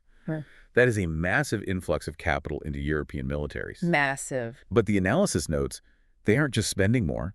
They are actively pushing to move away from U.S. military hardware. They want to divest from American-made systems like the F-35 fighter jets and Patriot missile batteries. And the driving force behind that divestment is a growing fear of political unreliability in Washington. European defense officials are terrified that a future, more isolationist U.S. administration might suddenly withhold vital spare parts or block software upgrades based on, domestic political whims. And with modern weapons, software is everything, right? Everything. If you buy an F-35, it's essentially a flying supercomputer. If the U.S. shuts off access to the logistics software, the plane is a multi-million-dollar paperweight. Exactly. The F-35 relies on a cloud-based logistics system that communicates directly with servers in the United States. Wow. Europe realizes that buying American weapons means outsourcing their sovereign foreign policy to Washington. So they're accelerating indigenous European defense manufacturing to achieve strategic independence. Okay, that makes sense. But here's where Fareed Zakaria points out a massive, often ignored paradox. What's the paradox? He argues that the U.S. getting exactly what it asked for, Europe paying its own way, actually signifies a catastrophic loss of American global influence. Okay, I have to jump in here and clarify this because this concept seems incredibly counterintuitive. It does. If Europe is finally paying its fair share and the American taxpayer is theoretically relieved of that burden, why on earth is Zakaria framing this as a bad thing for the United States? It's a brilliant question because it strikes at one of the most fundamentally misunderstood aspects of global hegemony. Zakaria points out that the political assumption in the U.S. that higher European spending allows the U.S. to slash its own defense budget is completely false. Why is it false? Because the sheer size of the U.S. defense budget isn't driven by protecting Berlin or Paris. Okay. It is driven by America's desire for absolute global supremacy. The U.S. spends nearly $1 trillion a year to deter China in the Indo-Pacific, to dominate the space domain, to maintain an unmatched nuclear triad. Right, a blue water navy projecting power everywhere. Exactly. Zakaria notes that direct spending on the defense of Europe only accounts for roughly 5% of the total U.S. military budget. Wait, just 5%? Just 5%. So even if Europe fully funds its own defense, the U.S. budget barely shrinks. Precisely. The financial savings for the American taxpayer are negligible. Wow. But the strategic cost of what the U.S. loses is immense. For 75 years, America's dominance over European security granted Washington unparalleled leverage. Leverage. It provided access to over 30 critical military bases across Europe. Those bases aren't just for defending Europe, they are the logistical hubs the U.S. uses to project power into Africa, the Middle East, and Asia. Subsidizing European defense essentially bought European deference. I see. You buy our weapons, you host our military bases, and in return, you follow our diplomatic lead at the UN and support our foreign policy objectives. But as Europe becomes militarily self-sufficient, that dynamic evaporates. Yeah. A heavily armed, independent Europe won't feel obligated to accommodate American military actions, especially if they view Washington as erratic. Furthermore, the American security umbrella is precisely what suppressed historic intra-European rivalries. Which brings up the intense anxiety surrounding a rearming Germany. Mm. Because Germany has the largest economy in Europe, they inherently possess the greatest industrial capacity to scale up defense spending. Now, modern Germany is a deeply stable, pacified democracy. Right. But the sources note that their sheer size means a massively rearmed Germany inevitably triggers deep historical anxieties in neighboring countries like France and Poland. When you remove the United States from the center of the European security architecture, you risk destabilizing a continent that has historically been incredibly volatile. Right. It's a tectonic shift in the global order. And while the West is internally recalibrating and distracted by the Gulf, China is watching all of this very closely. The pieces by Enrico Fardella and Sergei Radchenko explore how Beijing is interpreting this chaos. They describe China as operating under an illusion of triumph. Right. The Chinese Communist Party has heavily promoted this internal narrative that, the East is rising while the West is in terminal decline. It is a potent political narrative, but the economists in our source stack highlight why it is fundamentally an illusion. Why is that? Well, China achieved its superpower status largely by exploiting the open markets and free trade architectures of the U.S.-led liberal order. And right now, China is facing a severe structural overcapacity crisis at home. Let's break that down, because overcapacity gets thrown around a lot. What is actually happening inside the Chinese economy?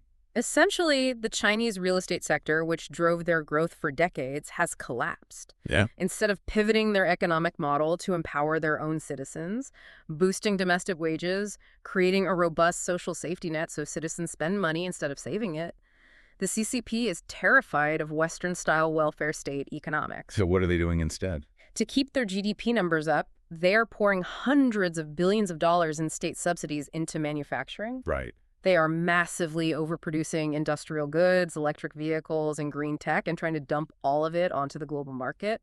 And that refusal to change their domestic model is triggering a massive international backlash. Now, we expect aggressive tariff walls from the United States and the European Union. But what stood out to me in these reports is that the pushback isn't just a Western phenomenon anymore. This is where Beijing's strategy is failing. Emerging economies in the global south are pushing back hard. Right. Countries like India, Brazil, Turkey, and Indonesia are currently implementing their own aggressive anti-dumping investigations. Because they want to protect their own industries. They realize that allowing a flood of artificially cheap Chinese manufactured goods will completely hollow out their own developing domestic industries. China is risking a synchronized global trade war that could isolate them from both the developed West and the developing South. Speaking of the developing South, India's trajectory in this data is fascinating. Amitabh Matu describes India as emerging as a true shaping power. They aren't just reacting to the US or China. They are actively rewriting the regional architecture. For example, they just finalized actionable defense and civil nuclear agreements with Australia, effectively ending a 28-year diplomatic freeze that started after India's 1998 nuclear weapons tests. That agreement with Australia is a masterclass in what Matu calls India's doctrine of strategic autonomy. Strategic autonomy. Right. India is actively networking with other critical middle powers, Japan, Indonesia, Australia, to build resilient supply chains and secure maritime routes independent of the two major superpowers. But Matu makes a very careful distinction here. He argues that strategic autonomy is not just opportunistic hedging.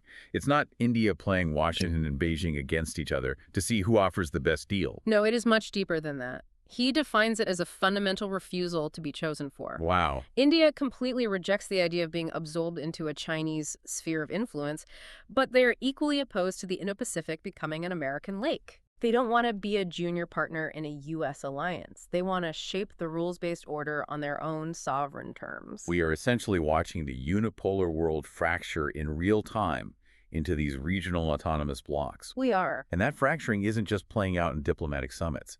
It is having immediate, devastating impacts on the physical battlefields of other active wars. Because of the resources? Right, because when global military and economic resources are suddenly drained by one conflict, another conflict starves. The interconnectedness of modern logistics makes isolation impossible. Which brings us to the adaptation and attrition phase of our analysis. Okay. We have to examine how the U.S.-Iran conflict in the Gulf is directly shaping the outcome of the Ukraine-Russia war. According to Serge Schmemann's reporting, the ground war in Ukraine has entirely devolved into a brutal World War I-style stalemate. The trench lines barely move. And the attrition rate in terms of human casualties for Russian infantry is astronomically high. Because the ground is frozen in a stalemate, the decisive theater of the war has shifted entirely to the sky. It has become a grinding, daily duel of aerial attrition aimed at destroying critical infrastructure to break the enemy's civilian will and industrial capacity to fight. Right. And the absolute most vital weapon in this battle in the sky for Ukraine is the American-made Patriot missile interceptor. But there is a massive logistical crunch happening here. Let's look at the actual physics and economics of a Patriot missile, because the numbers explain everything. They really do. A single Patriot PAS-3 missile costs roughly $3.9 million. Why is it so expensive and why is it so hard to make? Well, it's expensive because it is an astonishing piece of engineering. Older anti-aircraft missiles worked by flying near a target and detonating a proximity warhead, hoping the shrapnel would destroy the enemy plane. Like a shotgun blast. Kind of, yeah. The modern Patriot uses hit-to-kill technology. It doesn't explode near the target. It uses an active radar seeker head and incredibly complex solid-state electronics to physically ram into an incoming ballistic missile traveling at Mach 5. Traveling at Mach 5, that's insane. The precision required is mind-boggling. Which explains the production bottleneck. Mm. According to the data, it takes up to 2 full years to manufacture a single interceptor. And prime contractors like Lockheed Martin can only produce about 600 of them a year. Now, connect those production numbers to the geopolitical shockwave we discussed in the first section. Right, the Middle East? The United States expended a massive volume of its own Patriot interceptor inventory to defend its bases and allies against Iran's retaliatory strikes in the Gulf. The data shows that the 39-day conflict in Iran literally consumed 3.5 years' worth of U.S. Patriot missile production. Think about the math on that. A month-long regional flare-up erased nearly 4 years of high-end industrial output. Wow. And the direct consequence of that depletion is that the West had nothing left to send to Eastern Europe. During a massive Russian ballistic missile bombardment in July, Ukraine simply lacked the interceptors necessary to defend their cities. They were left entirely defenseless. Here's where it gets really interesting. The analogy that comes to mind here is it's like trying to put out a roaring 1,000-acre forest fire, but you are only allowed to use artisanal, handcrafted wooden buckets. Right. Now, the technology in that bucket is absolutely perfect. It's flawlessly designed, it holds water brilliantly, and it hits the fire exactly where you aim it. But the production rate of those buckets simply cannot match the sheer, overwhelming volume of the fire burning down the forest. That is the exact crisis of the Western defense industrial base. The political will is there. The money is there. The U.S. and Europe have pledged billions of dollars in military aid, but actual physical weapon manufacturing speed cannot be magically accelerated overnight just by throwing cash at a factory. Right, you can't just print more chips. Supply chains for microchips and rocket motors take years to expand. So what does the military do when the supply chain fails? Ukraine can't put the war on pause for 2 years while they wait for a shipment of interceptors. This is where we see the concept of adaptation warfare. Navigating this severe lack of high-end air defense, Ukraine has been forced to innovate using incredibly cheap, commercially available technology. They are leaning heavily into electronic warfare and long-range asymmetric drone strikes. For example, the reports detail their use of the Lima system. What exactly is the Lima system? It's an electronic warfare complex designed to scramble the navigation systems of incoming Russian drones and missiles. Right. Instead of firing a $4 million kinetic interceptor to blow up a cheap $20,000 drone, the Lima system blasts the drone with electromagnetic interference. Oh, that's smart. It spooks the GPS signal, convincing the drone it is somewhere else, causing it to crash harmlessly into an empty field. It is a cost-effective, non-kinetic adaptation. They are also taking the fight directly to the source. Using swarms of relatively cheap domestically produced long-range attack drones, they've been striking Russian oil refineries and industrial facilities deep inside Russian territory. Right. The strategic impact is real. I mean, they've actually forced a state of emergency in Crimea due to acute fuel shortages caused by these drone campaigns. And we are seeing adaptation on the ground as well. With manpower reserves dwindling, Ukraine is deploying battalions of autonomous and remotely operated ground-based robots. Like actual robots. Yes, these are small, rugged, tracked vehicles used to haul heavy ammunition to the front lines, lay minefields under the cover of darkness, and even evacuate wounded soldiers from under direct fire. Wow. It is the absolute democratization of robotic warfare born out of desperate necessity. And what's wild is that this democratization of technology is crossing over into entirely different spheres of human crisis. It's not just military warfare. Take Sri Lanka, for example. This is a perfect example of dual-use adaptation. Right. The sources detail a massive public health crisis currently unfolding in Sri Lanka. They are facing their worst dengue fever epidemic in years. We are looking at nearly 70,000 confirmed cases between January and July alone. 70,000. And the outbreak has been severely exacerbated by recent cyclones, which left behind massive amounts of debris and stagnant water, creating perfect breeding grounds for mosquitoes. Dengue is crippling to a workforce and terrifying for a country that relies heavily on international tourism revenue. Exactly. So how do they combat it when traditional fumigation can't reach the disaster zones?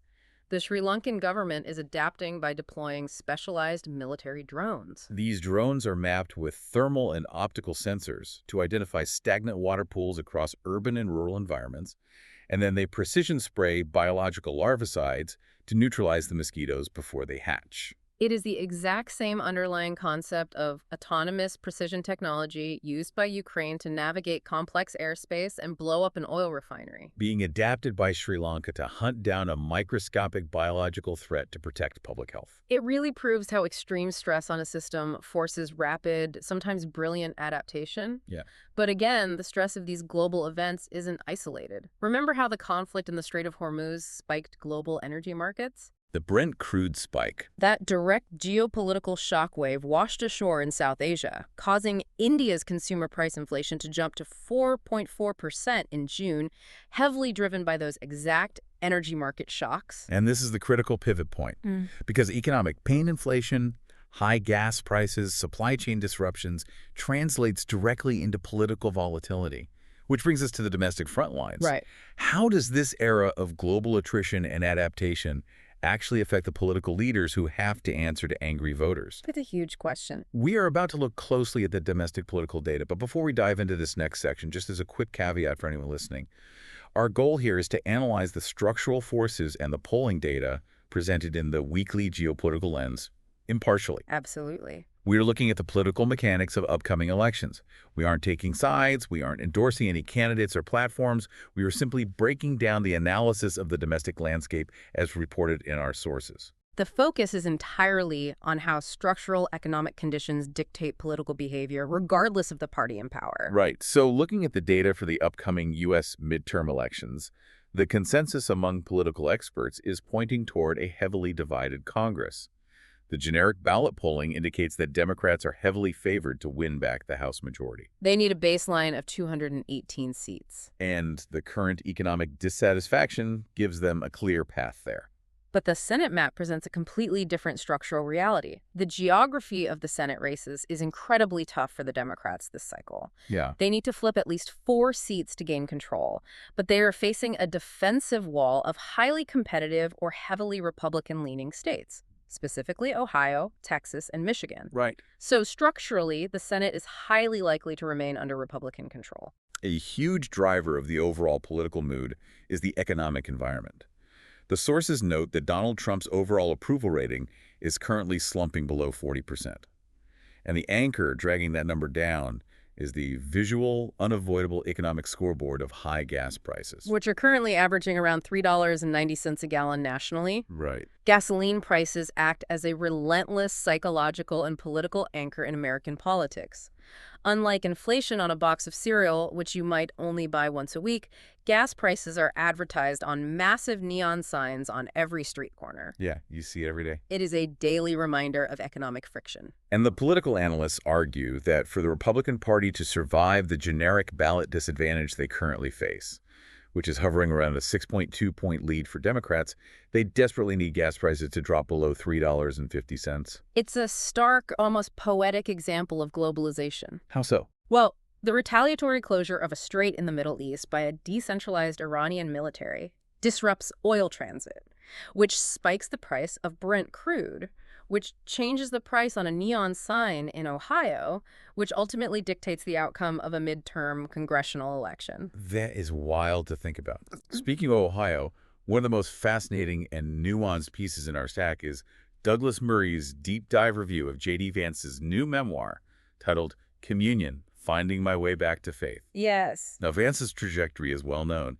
He went from being the author of Hillbilly Elegy a decade ago to a populist Ohio senator to now serving as the Vice President of the United States. But what Murray points out in his review is a massive framing bias in how the modern media apparatus processes complex political figures. Right. Vance is currently on a promotional tour for this memoir, but political pundits and cable news anchors are almost entirely ignoring the actual philosophical and theological content of the book. Right, they just want the sound bites. Exactly.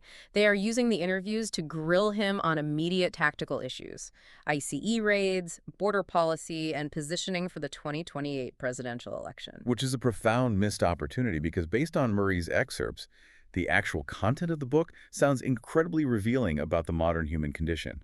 Communion is not a campaign manifesto. No. It details Vance's deep personal journey of losing his religious faith when he left his working-class home for elite academic circles and his subsequent intellectual path back to Catholicism. He specifically discusses his intellectual navigation away from the philosophies of Ayn Rand. Which is significant given how influential Rand's hyper-individualism is in traditional conservative economic circles. Exactly. He writes about moving away from Rand's objectivism and credits the profound influence of the French philosopher René Girard. Wait, for those who might not have read Girard, what is his core philosophy and why would it clash with Vance's previous worldview? René Girard is famous for his theory of mimetic desire. Mimetic desire. Right.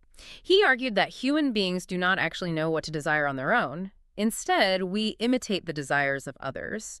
We want things simply because other people want them. Oh, wow. This mimetic rivalry inevitably leads to intense societal conflict and competition, which human societies historically resolve by uniting to punish a scapegoat. A scapegoat mechanism. Exactly. Girard's work argues that the Christian narrative uniquely exposes and rejects this scapegoat mechanism by siding with the innocent victim. That is a massive philosophical shift. I mean, it moves from Rand's celebration of pure, rational self-interest to a framework that emphasizes our deep, often irrational social interconnectedness and the dangers of elite materialism. And Vance credits this intellectual shift alongside the writings of C.S. Lewis and the grounding influence of his wife, Usha, who was raised Hindu, for helping him question and ultimately reject the materialistic definitions of success promoted by the Ivy League institutions he attended. The memoir also sounds incredibly vulnerable. He candidly writes about his deep anxiety surrounding fatherhood.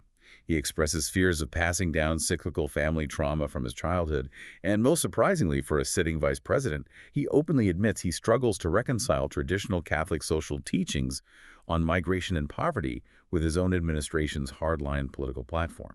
That's a rare admission. It is. Yeah. It raises a really potent question for us as consumers of news.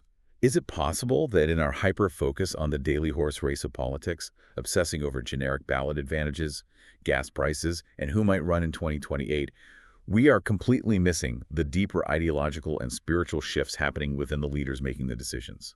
It's a profound question, and I think the answer is unequivocally yes. When we only view leaders through the rigid binary lens of a polling aggregate or a 30-second soundbite, we miss the internal philosophies actually driving their worldviews. People are not static algorithms. They adapt and change their core beliefs. We see a similar, incredibly high-stakes internal calculus happening in Bangladesh right now, where personal conviction is colliding with political reality. Yes. Let's talk about former Prime Minister Sheikh Hasina. She has been living in exile in India since she was ousted by mass protests in August of 2024. And she just announced she is planning a return to Bangladesh this December. which is an incredibly dangerous, almost unfathomable gamble. Yeah. She isn't returning to a welcoming parade. She has a literal death sentence hanging over her head. Wow. In November 2024, Bangladesh's International Crimes Tribunal, set up by the new government, sentenced her to death in absentia for crimes against humanity related to her handling of the protests. So why on earth would she go back? The new government, currently led by the Bangladesh Nationalist Party, has shown very slight, ambiguous signs they might review the legal strictness of the verdict.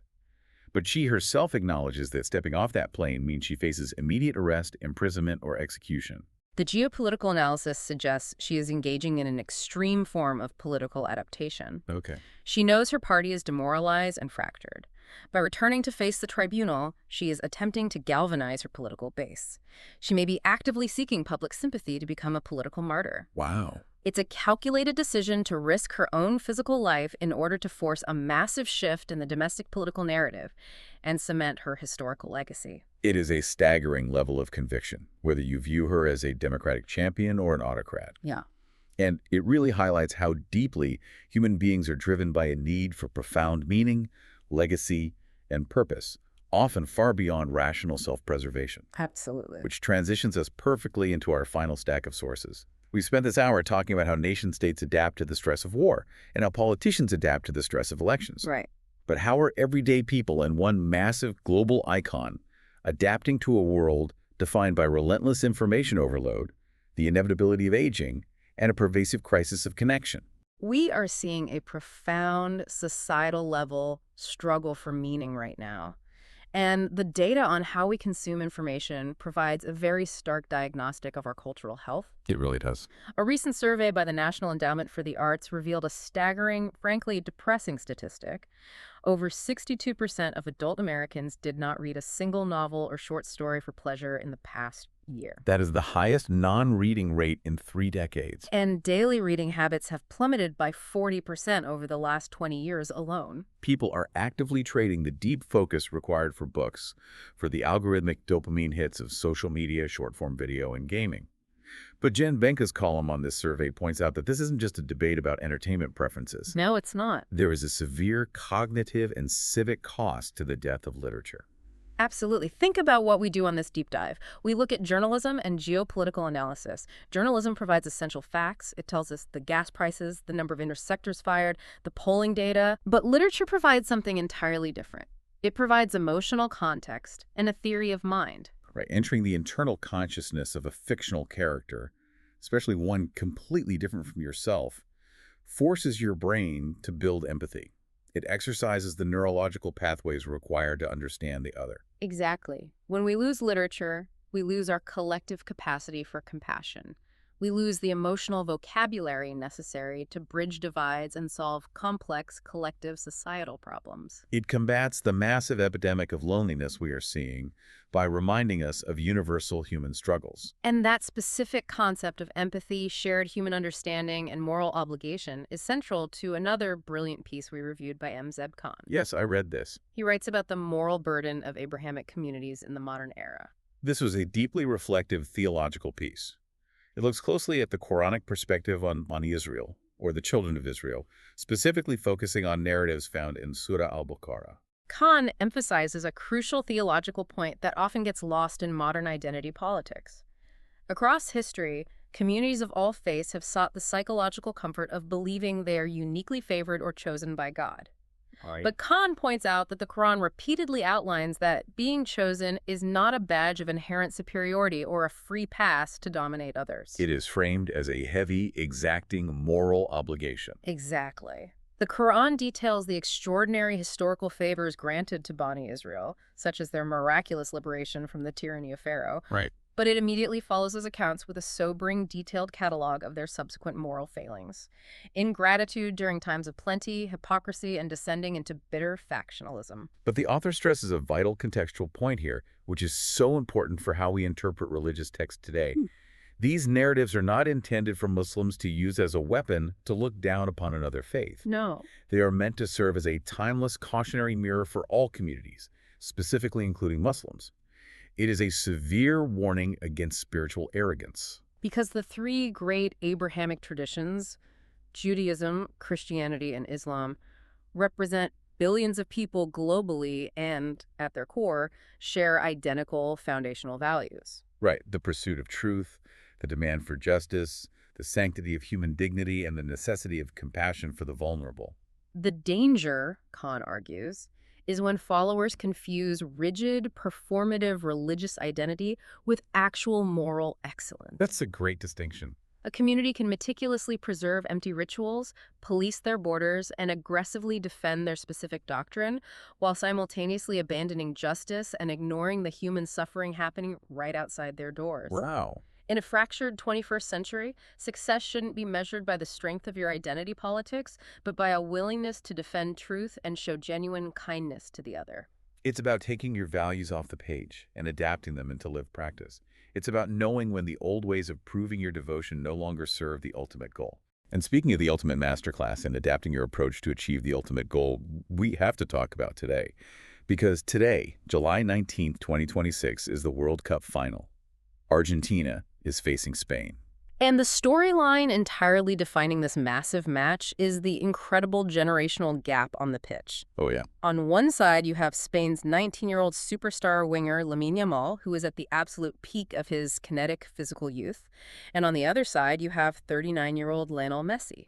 Now, a younger Messi was famous worldwide for these explosive, high-speed, physics-defying solo runs.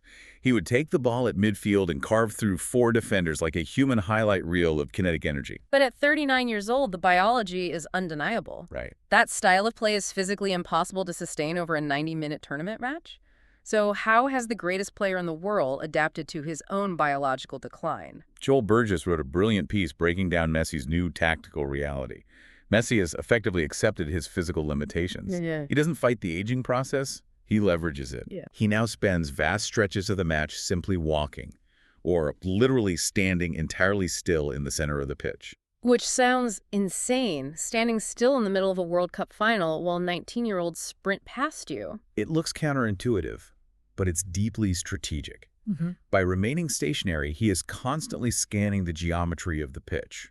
Like a radar. Exactly. Yeah. He uses his decades of unmatched strategic wisdom to read the game, anticipate the defense's mistakes, and provide a reliable, stable anchor point for his younger, faster teammates to pivot around. Right.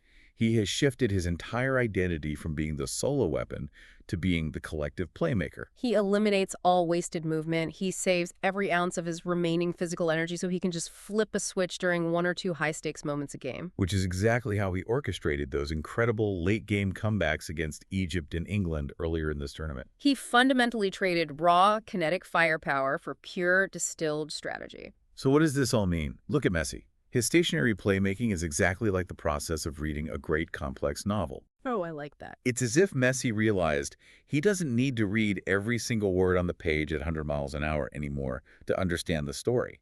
He knows exactly how to skim the defense, anticipate the plot twist, and deliver the perfect, devastating pass. That is a phenomenal synthesis. If we pull the lens all the way back and look at the macro picture of everything we've unpacked today, the central theme is undeniable. Yeah.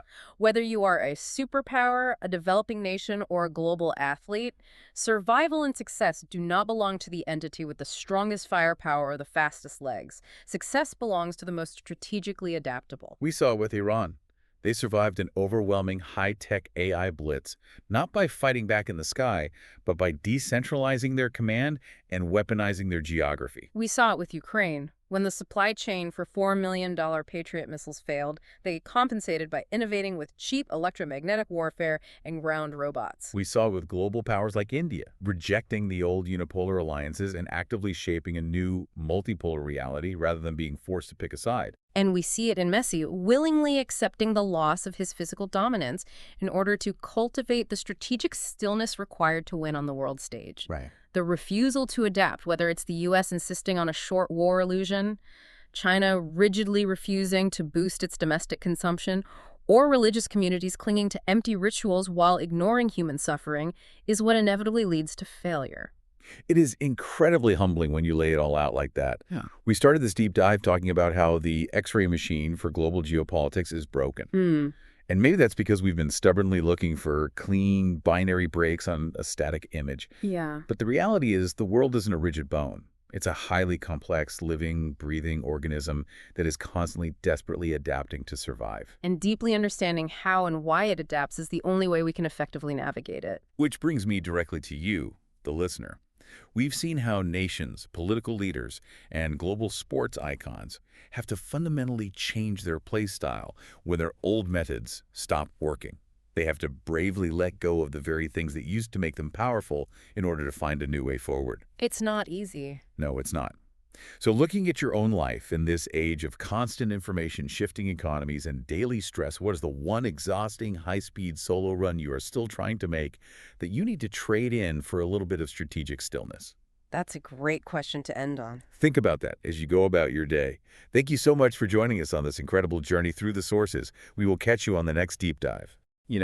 When you stand on a beach and just look out at the ocean, uh, it's incredibly easy to get entirely captivated by the waves. Oh, absolutely. The surface action. Right, exactly. You watch them crash, you track the foam, the immediate visible action right there on the surface. Yeah. But the reality is, what's actually dictating the shape of those waves, the rhythm of the tide, the whole environment, are these massive, invisible tectonic plates shifting miles beneath the surface. Yeah, and I feel like that is exactly how we often consume global affairs. Completely. We stare at the daily headlines, the crashes, the immediate splashes, but we miss the tectonic plates. It's a compelling way to look at it, especially because it's comforting in a way to just look at the waves. They're right there. They're easy to process. Yeah. But if you want to understand what's coming next, you have to look deeper. You have to look at the structural shifts that are redefining the world order. And they're often happening very quietly while everyone else is distracted by the noise on the surface. And that is exactly our mission for this deep dive. Welcome. We are so glad you are joining us today. So glad to have you. If you are prepping for a meeting, or maybe trying to catch up on a specific field, or just insanely curious about the world but feeling a little overwhelmed by the sheer fire hose of information out there, you are in the right place. Yeah, sure. Today, we are pulling our sources from the July 13th to 19th edition of the Weekly Geopolitical Lens. It's this incredibly curated collection of policy analyses, financial publications, and columns from top global papers. And our goal isn't just to read you the news. It's to connect the dots between seemingly unrelated events and really uncover those structural forces. We are looking for the why and the how behind the what, and the material for this edition gives us a truly global vantage point to do exactly that. We have to look past the daily political theater, We need to examine the actual plumbing of how power is being accumulated, deployed, and, well, in some cases, completely misused. We have a really intricate roadmap for you today. We are going to explore the literal democratization of drone warfare in the jungles of Myanmar. Which is just wild to see unfolding. It really is. Then we're going to look at why China is quietly, methodically building alternative global financial plumbing. A massive shift there. Yeah. From there, we'll pivot to some severe internal youth and governance crises brewing in South Asia, specifically Pakistan and Balochistan. Right.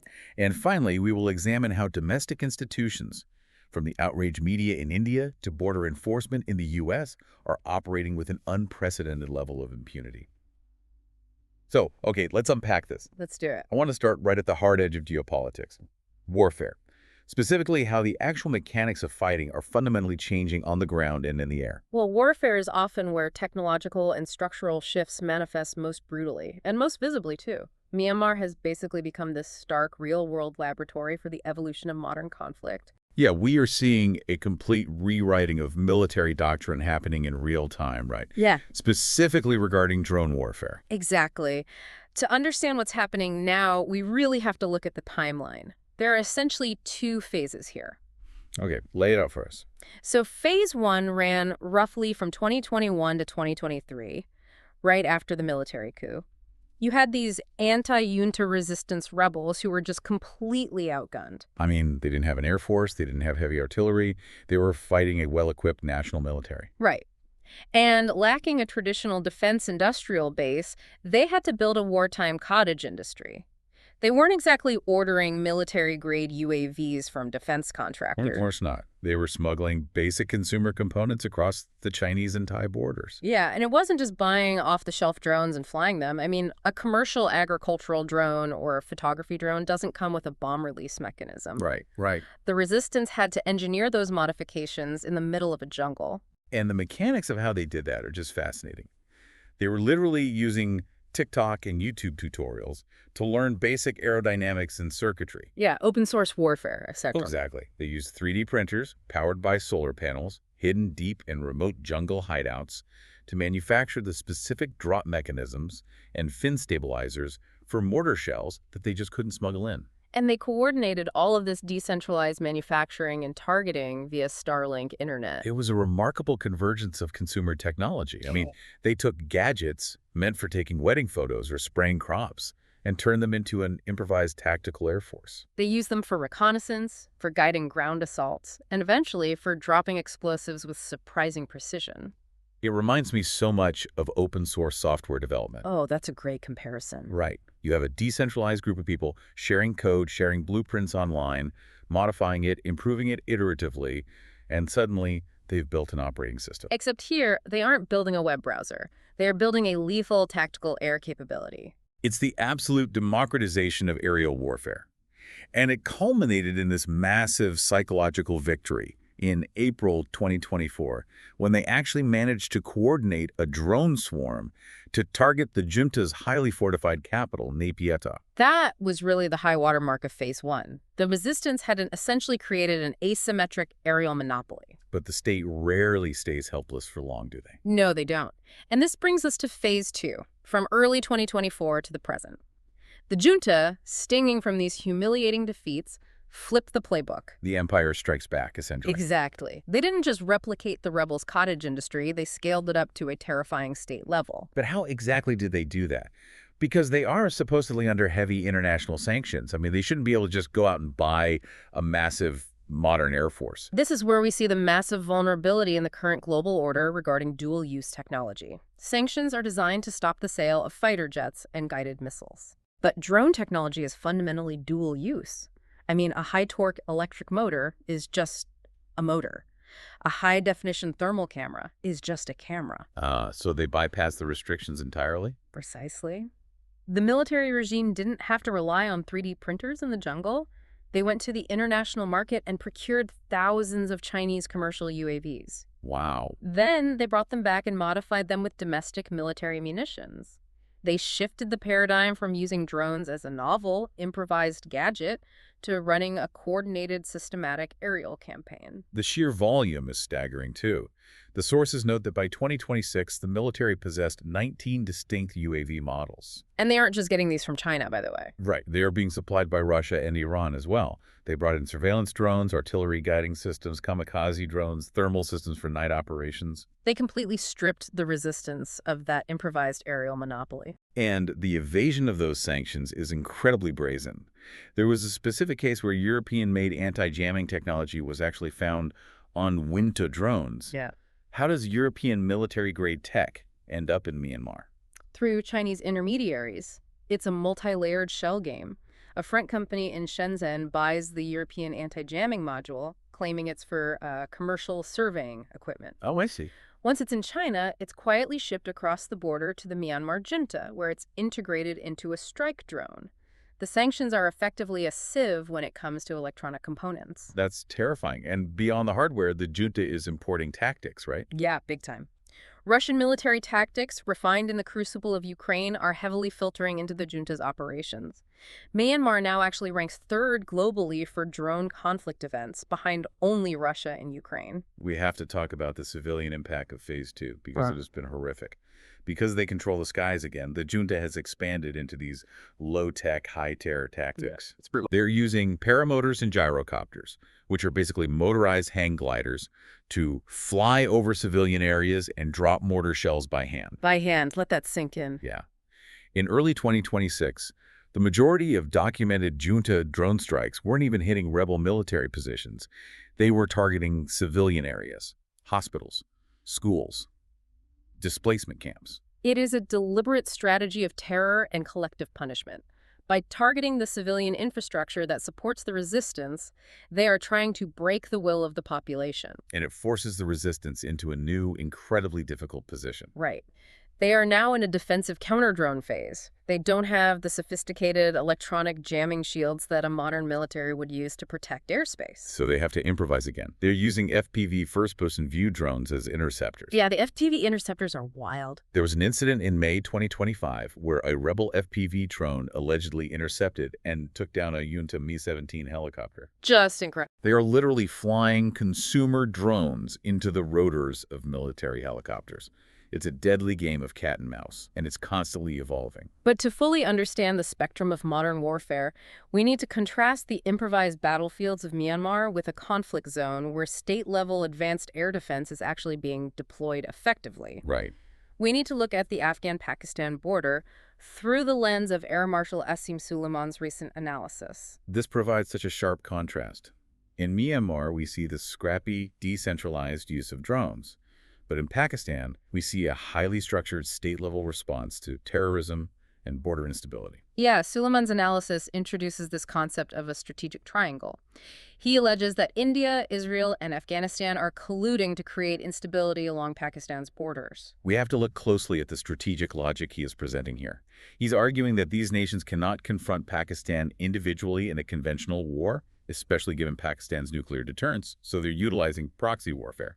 Exactly. He accuses India specifically of funding and weaponizing Afghan-based militants, groups like Fitna al-Khawarij and Fitna al-Hindustan, using Afghan soil as a launching pad. But the mechanics of this proxy war are what I find most interesting. According to Suleiman, it's not just about causing chaos for the sake of chaos. It is highly calculated economic warfare. The goal is to portray Pakistan as fundamentally unstable. Right.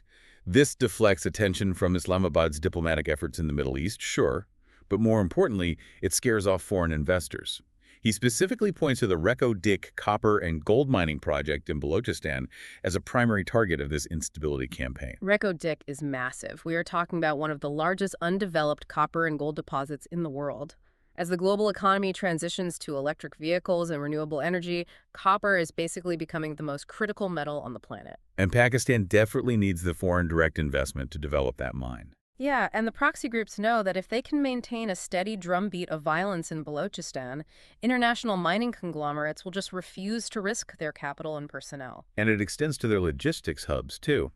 The analysis highlights the June 27th attack, where a splinter group, Tama'il-Arar, attacked the Rangers' headquarters in Karachi with a car bomb and gunfire, killing 3 security personnel.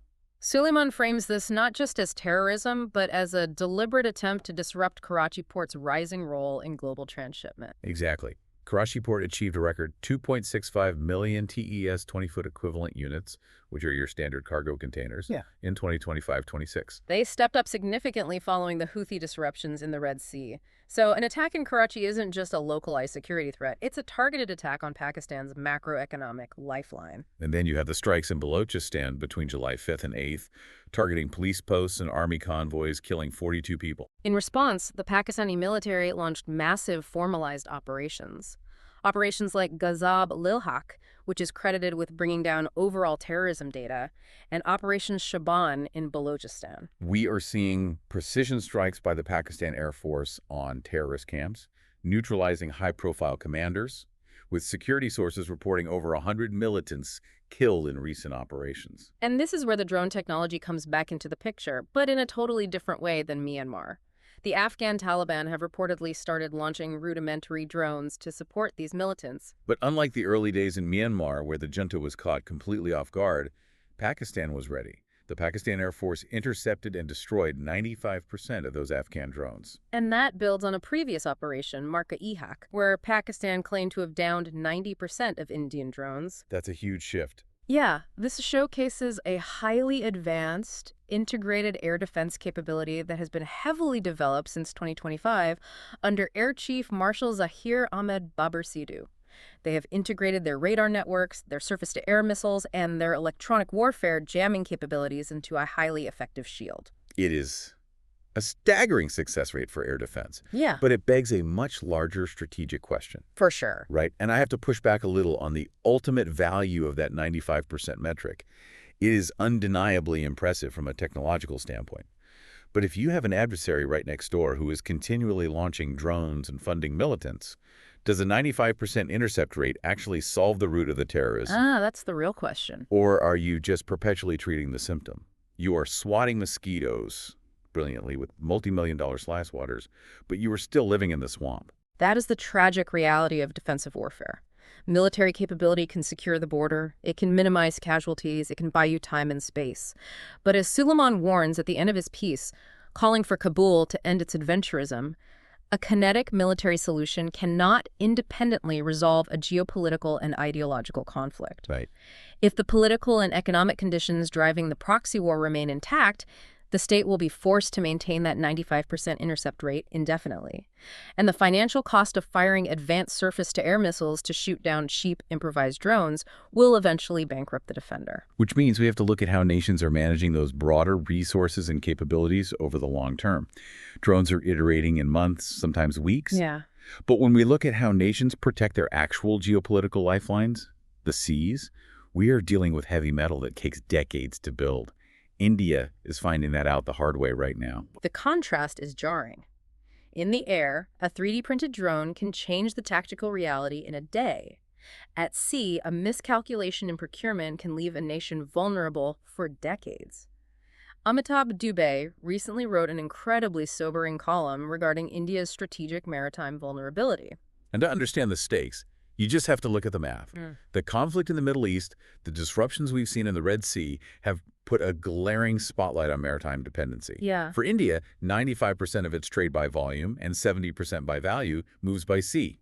The entire economic engine of the nation requires secure shipping lanes for energy imports and manufacturing exports. Yet, despite this existential reliance on the sea, Dubey argues that the current government lacks a coherent national security strategy to actually guide the armed forces. That's a bold claim. What's fascinating here is I'd even take it a step further. Without a long-term, unified doctrine that survives election cycles, naval force planning becomes reactive and ad hoc. Procurement decisions are repeatedly delayed by bureaucracy and budget fights until the capability gaps become so glaring that they can no longer be ignored. And that delay has pushed India right to the edge of a procurement cliff. Yes, India has commissioned several major warships recently, between 2004 and 2026. But those ships were the result of decisions and contracts signed decades ago. Exactly. If you look at the books right now today, there are no new aircraft carriers, no destroyers, no frigates, and no attack submarines on order that are likely to enter service before 2035. The unforgiving nature of naval gestation periods is something most people don't grasp. You cannot conjure a submarine out of thin air. Definitely not. Let's look at the mechanics of building a conventional attack submarine. You are dealing with specialized metallurgy to withstand crushing deep-sea pressure. You need acoustic tiling to absorb sonar. You need massive lithium-ion battery banks or air-independent propulsion systems. It's insanely complex. It takes years of design, years of construction and specialized dry docks, rigorous sea trials, and extensive crew training. When a government stops ordering ships, they create a hollow decade in the future where their fleet ages out and nothing is ready to replace it. The submarine shortage is the most glaring example of this institutional failure. Back in 1999, India established a 30-year plan. They projected they needed 24 new conventional submarines by 2030 to secure their interests against China and Pakistan. Right. So here we are approaching that deadline. How many have actually been commissioned? 6. Only 6, and all 6 of those were ordered under previous Congress-led governments. No new conventional submarine contracts have been signed by the current BJP government. And even the projects that are slowly moving forward, like Project 75I or the proposed new nuclear attack submarines, those will not yield operational combat-ready vessels until the mid to late 2030s. The surface fleet is facing the exact same paralysis. Successor programs for next-generation destroyers and frigates are stuck as unsigned proposals. This pushes their potential delivery dates past 2035, maybe even 2040. I want to talk about a highly specific but critical capability gap that Dubey mentions: mine countermeasure vessels. India has had 0 dedicated mine countermeasure vessels in service since 2019. That is a shocking detail. They finally got approval for new ones in 2025. But let's break down why that is terrifying. A sea mine is one of the cheapest, most effective area denial weapons in existence. Oh, yeah. You drop a few dozen smart mines into the approaches of Mumbai Harbor, and commercial shipping immediately halts. Insurance premiums for freighters skyrocket. A maritime nation going over a half-decade without the ability to clear naval mines is a massive, blinking red light for national security. It effectively means an adversary could blockade India's major ports with incredibly cheap weaponry, and the Indian Navy would have no dedicated specialized ships to clear the lanes. And this vulnerability is magnified exponentially when you look at the regional context. While India is hesitating on the edge of this procurement cliff, its neighbors are sprinting. China is building warships on a completely different industrial scale. They are commissioning multiple aircraft carriers, destroyers, and submarines in a single year, in 2025 alone. That pace is just unmatched. They possess an industrial shipbuilding capacity that dwarfs the rest of the world. And Pakistan is also rapidly modernizing its fleet. They are specifically utilizing Chinese assistance to procure advanced frigates and new Hangar-class submarines. So the gap isn't just widening, it's accelerating. Yeah. Now, Dubey does mention that India is trying to use stopgaps. They are leaning into maritime surveillance, utilizing long-range anti-ship weapons, and yes, drones. But let's debate this for a second. Okay. If push comes to shove in a real conflict, can a swarm of surveillance drones and some shore-based missiles actually replace a nuclear attack submarine or an aircraft carrier strike group? Absolutely not. And relying on them as a primary defense strategy is wishful financial thinking. These technological solutions are complementary. They are force multipliers. A drone can tell you exactly where an enemy fleet is, and long-range missiles can harass them. But to actually control a sea lane, to project enduring power, to conduct or break a blockade, or to deter a massive naval adversary from entering your exclusive economic zone, you still need high-end platforms. You need the heavy metal. You can't hold territory on the ocean with a drone. A drone has to return to base. A ship stays on station for months. Precisely. And the root cause of this failure in India is fundamentally financial and bureaucratic. Naval projects require massive long-term funding commitments spanning decades. But India relies on erratic annual fund availability. You cannot build a 20-year naval strategy on a 12-month budget cycle where funds are constantly reallocated for immediate political needs. This brings us to a crucial transition point. Because when we talk about China's ability to build ships at that massive industrial scale, we aren't just talking about military might. The heavy metal of the Navy is visible. But China is actively building the underlying invisible plumbing of the 21st century, both financial and technological. Let's start with the financial plumbing. This is where we shift from looking at the military hard power to the structural soft power that dictates global economics. We are looking at a recent ranking that reveals 7 of the world's 10 largest banks are now headquartered in China. 7 out of 10. Yeah. The top 4 slots, ICBC, China Construction Bank, Agricultural Bank of China, and Bank of China, have held their positions since 2019, and now the Postal Savings Bank of China has joined them. The sheer scale of the assets they hold is almost difficult to comprehend, but the analysis immediately introduces a brilliant historical caveat. They bring up the parallel of Japan in 1990. Oh, that's a really good point. Back then, Japanese banks completely dominated the global top 10. Yeah. Everyone thought Japan was about to take over the global economy, and then the asset bubble burst, leading to their lost decades. So the question is having massive banks a leading indicator of an unstoppable economic superpower, or is it a lagging indicator of a deeply flawed growth model? I'd argue strongly for the latter. The sheer size of Chinese banks is a symptom of their specific state-directed domestic model. We need to look at the mechanics of how these banks got so large.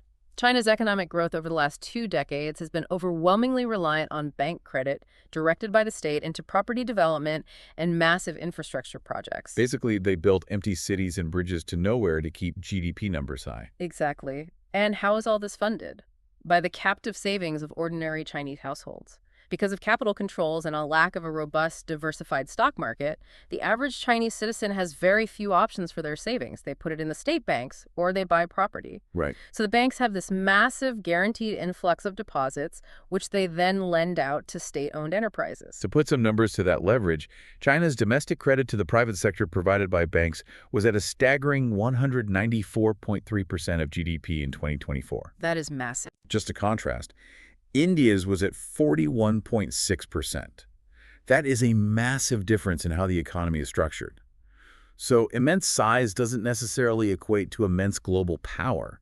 It might just mean immense domestic debt and a massive real estate bubble sitting on the bank's balance sheets. Because true global financial power doesn't come from the size of your balance sheet. It comes from controlling the network through which international payments actually clear. Exactly. Let's talk about the mechanics of international banking. If a company in Brazil wants to buy machinery from a company in Germany, they don't just ship pallets of cash. The transaction happens electronically through correspondent banking networks, and the vast majority of those messages are sent through the SWIFT network. And this is where the U.S. still holds the ultimate trump card. American banks might not dominate the top 10 in sheer asset size anymore, but the U.S. dollar handles 51% of all global payments via the SWIFT network.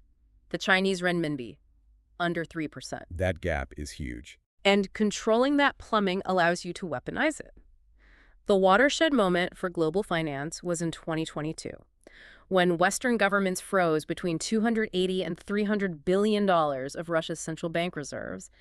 They demonstrated to the world that if you step out of line, the Western financial system can simply be switched off. It was a financial nuclear option. Exactly. You can be exiled from the global economy overnight, unable to settle trade or access your own money. You better believe Beijing was taking notes. They looked at that and realized that despite having the biggest banks in the world, they were ultimately vulnerable if they relied on Western pipes. So they have been quietly building a parallel system, a sanctions-proof insurance policy. It's called CIPS, the Cross-Border Interbank Payment System. We have to understand the architecture of CIPS. SWIFT is essentially just a highly secure messaging app for banks. CIPS, on the other hand, actually clears and settles the payments in renminbi. Wow, okay. It is paired with the vast global branch networks of those massive Chinese banks we discussed. Now, to be clear, CIPS is not yet a true rival to the dollar or SWIFT. It handles a fraction of the global volume, but its mere existence fundamentally alters the geopolitical calculus. It functions as a critical fallback. It ensures that if relations with the West collapse completely, say, over China, cannot be economically suffocated in the way Russia was targeted. The author of the analysis brings this back to India's position. Right now, no Indian bank comes close to the global top 10. The State Bank of India, their largest, ranked 45th globally in early 2026. There is this lingering angst in Indian financial circles about this, but the author rightly argues that India is obsessing over the wrong metric. Chasing arbitrary-sized rankings on a global list is vanity. India needs to focus on what its capital is actually for. India has massive domestic infrastructure needs. Right. To fund those, India needs deep, stable domestic banks, not necessarily globally bloated ones carrying massive systemic risks. More importantly, India needs its own sovereign payment pipes. They need to expand the UPI, the Unified Payments Interface, internationally and establish robust mechanisms for direct rupee settlements with trading partners.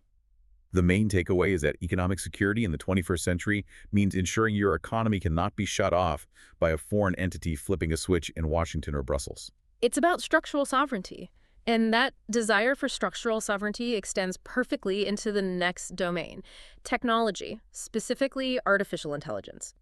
Catherine Thorbeck's piece on China's strategy regarding the future of AI highlights another area where Beijing is trying to build alternative global plumbing. We have to look at the Shanghai AI Summit, where President Xi Jinping laid out China's ambitions. He made it explicitly clear that Beijing views the AI race not just as a tech competition, but as a crucial battle for geopolitical influence. They want to lead the next industrial revolution. And their strategy to achieve this is incredibly cunning. While Silicon Valley is increasingly moving towards a closed model keeping advanced AI models locked within a few elite, highly funded labs like OpenAI or Anthropic, hiding behind APIs and citing safety concerns, Xi Jinping is advocating heavily for open source development. It's a brilliant narrative play. China is going to the global South nations in Africa, Latin America, Southeast Asia, and saying, look at the U.S. They want to hoard this transformative technology for themselves, charge you exorbitant licensing fees, and keep your economies dependent. We want to share it. Right? We want to build an open, collaborative AI ecosystem where your local developers can download the weights of our models and build their own infrastructure. And it is not an empty boast. The recent releases from Chinese AI companies are staggering. Moonshot's Kimi K3, Zippu's GLM 5.2, DeepSeek. These models demonstrate that China is the only country currently competing neck and neck with Silicon Valley.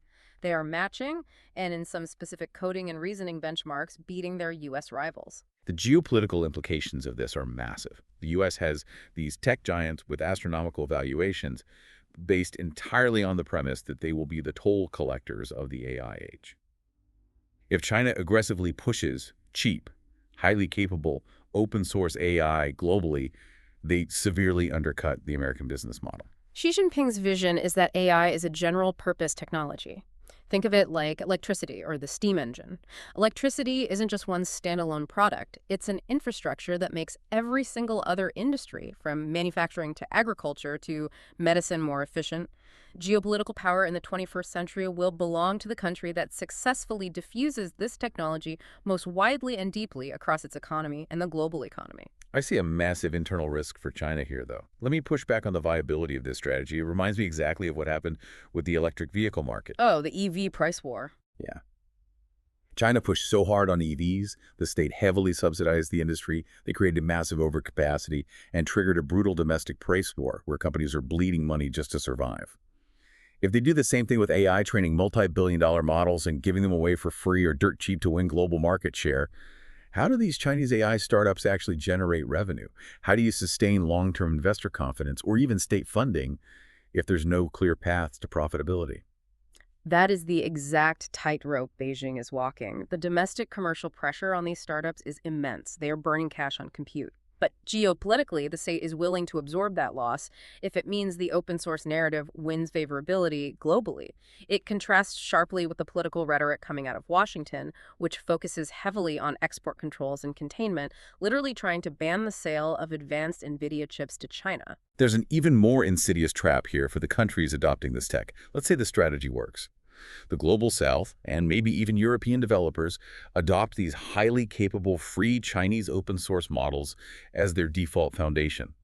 They build their national IT infrastructure on it. The U.S. tech moats are breached. What happens then? That is the true danger of the vendor lock-in strategy. Once a nation's government, its hospitals, its power grids, and its financial institutions are entirely reliant on an architecture developed in Beijing, China can rewrite the rules of access. They could subtly alter the models to align with their geopolitical narratives or simply start charging exorbitant fees once the dependencies are cemented.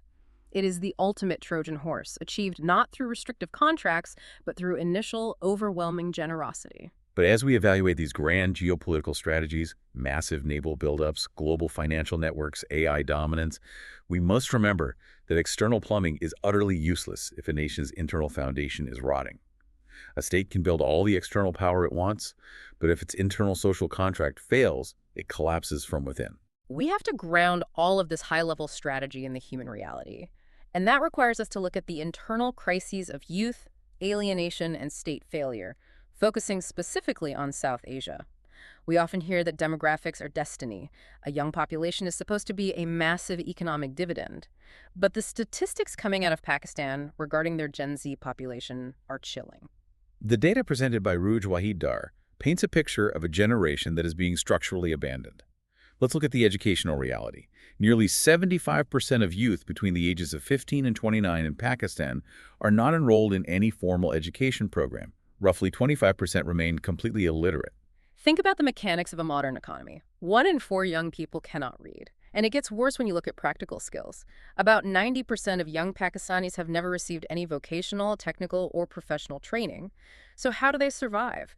They're forced into unpaid, informal apprenticeships that offer absolutely zero career growth. Let's define the lived reality of that informal labor market.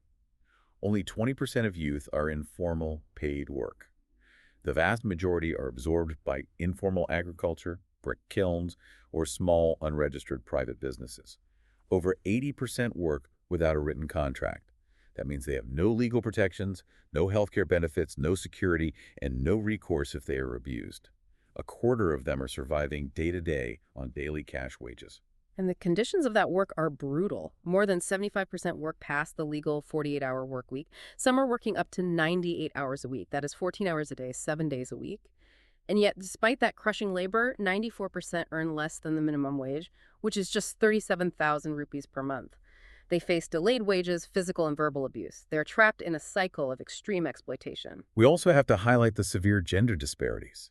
Despite the global perception of Gen Z as more progressive, deeply embedded cultural norms persist. Women make up only 13% of the employed youth population, and the rate of women even looking for paid work is half that of men. The structural barriers keeping women out of the economy are immense. All of this culminates in a devastating macroeconomic metric, the NEET rate. This stands for not in employment, education, or training. The youth NEET rate in Pakistan is a staggering 54%. Over half of the youth population is entirely disconnected from the formal economy and the educational system. And this is not due to laziness or a lack of willingness to work. It is a fundamental structural failure of the state. The analysis points out the political economy of public spending in Pakistan. Politicians prioritize short-term projects that secure immediate votes, building a new road, or handing out subsidies. Because social development programs like building robust vocational training infrastructure take a decade to yield results and don't provide immediate political dividends, they remain chronically underfunded. The state is risking the loss of an entire generation to structural neglect. That structural neglect, that deep, festering sense of being abandoned by the state, is the perfect breeding ground for unrest. Which brings us to the crisis in Balochistan. The analyses from Asim Sajjad Akhtar and Arifa Noor explain the enduring wounds in this region. This isn't just about poverty, it's about a specific, deeply ingrained model of governance. It is what the authors describe as a resilient colonial model of statecraft. The center-periphery divide in Pakistan is a structural crisis. Yeah. Regions like Balochistan, Khyber Pakhtunkhwa, and Azad Jammu and Kashmir are simmering with active unrest.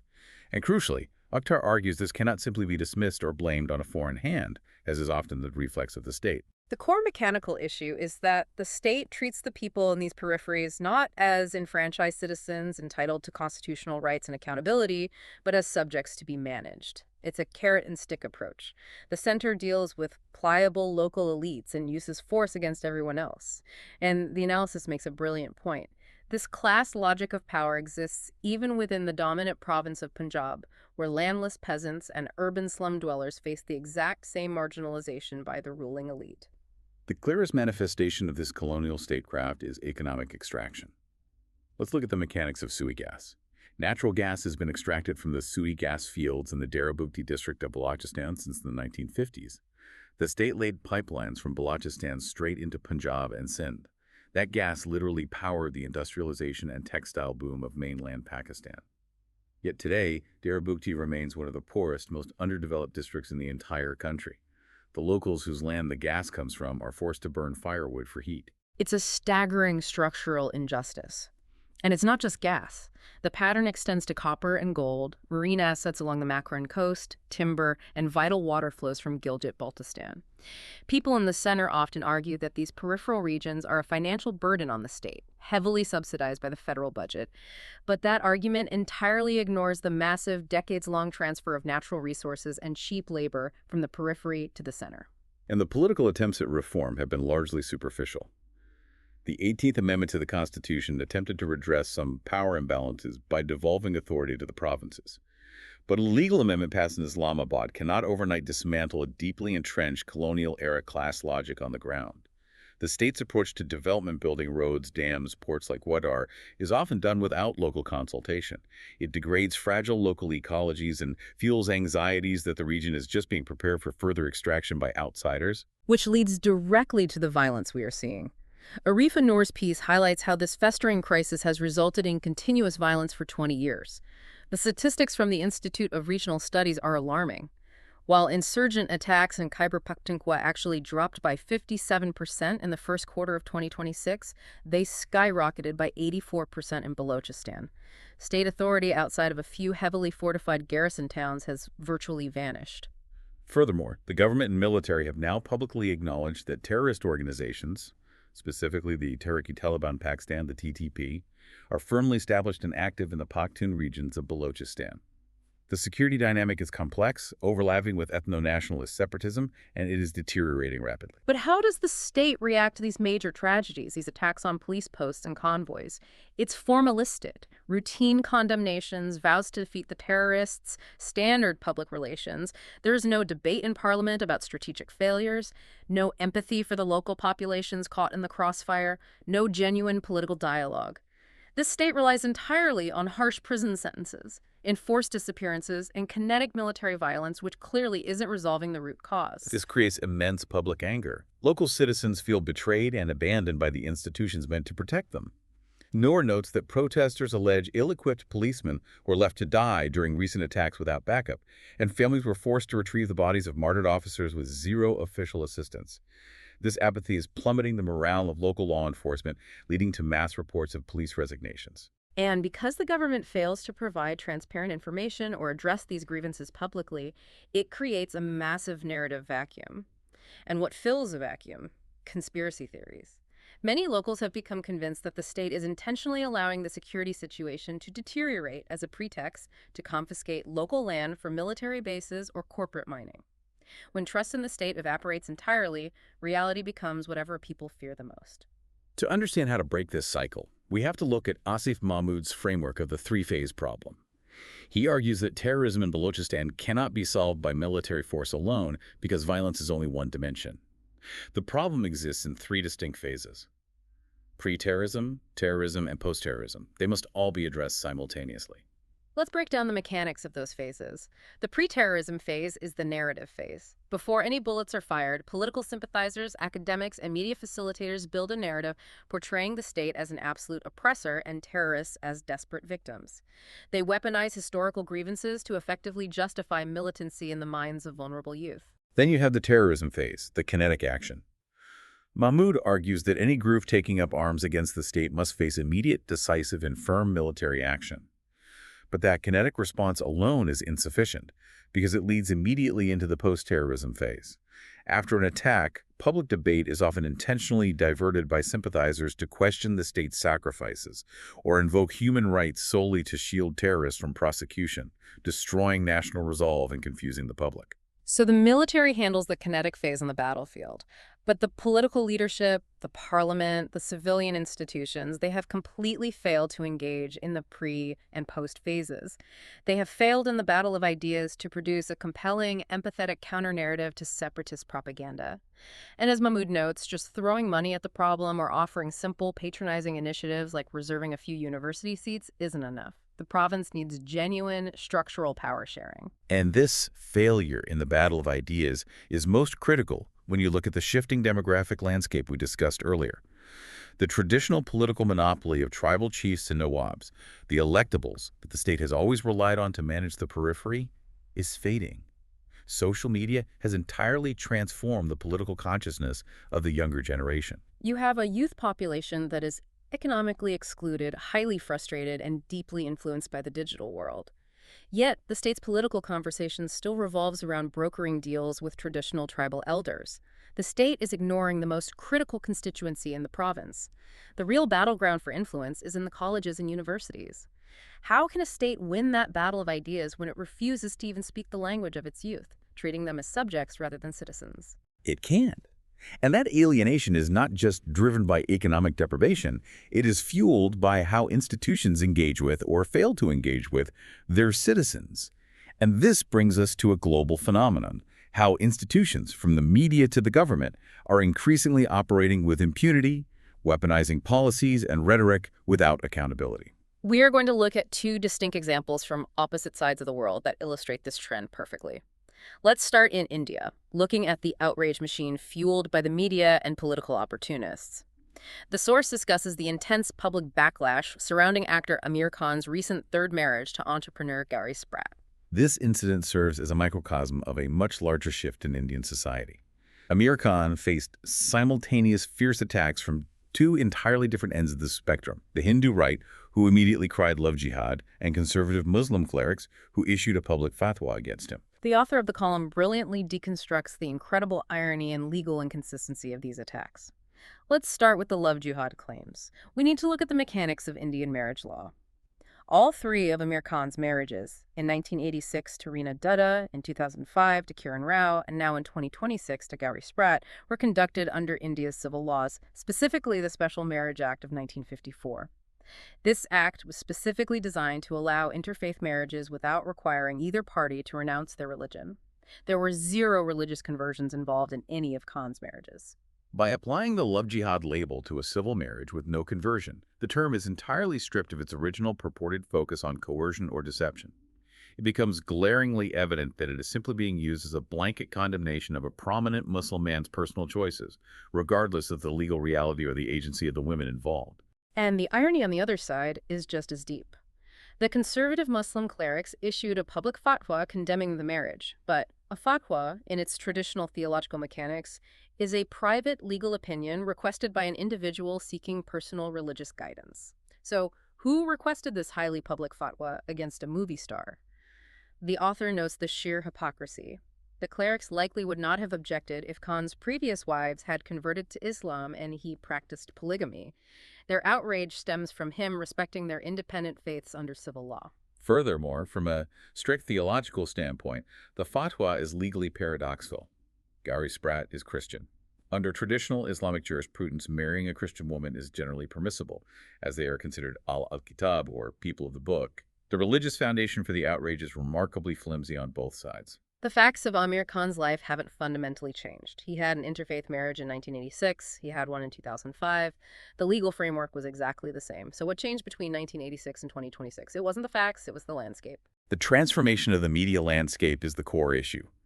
The rise of social media algorithms and the relentless 24-hour news cycle has created a permanent monetized outrage machine.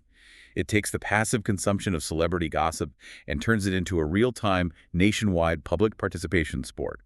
It weaponizes personal lives to fight modern culture wars, generating advertising revenue and political engagement through polarization and anger. And there is zero accountability for the media channels or the politicians amplifying this. They can destroy a person's peace, foment sectarian tension, completely ignore the legal realities of the Special Marriage Act, and face no consequences because outrage is the business model. It is cultural impunity. But the sources also ask us to look at a much more visceral, physical form of institutional impunity happening right now in the United States.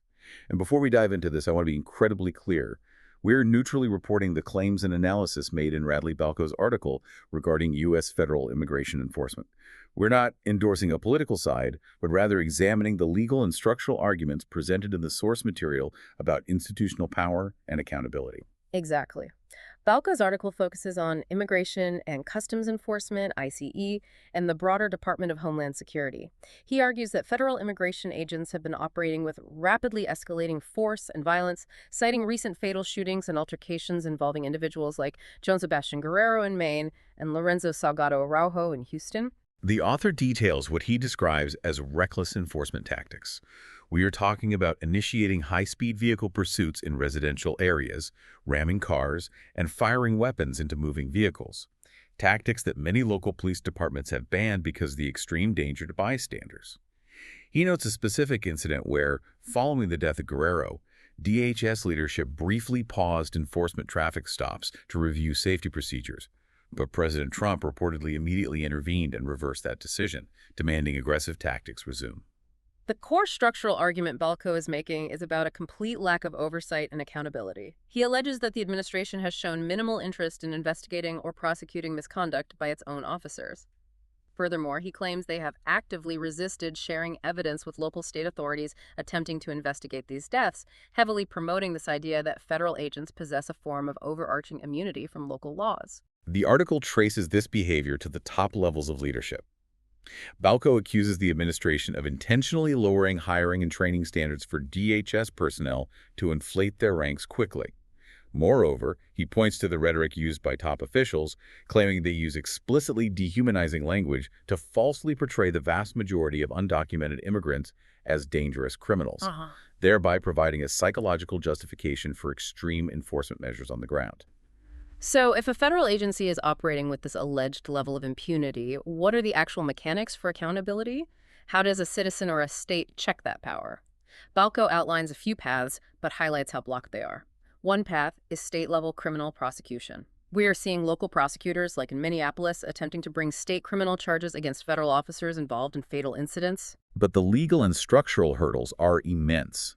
The administration utilizes legal mechanisms to transfer these state cases into federal courts.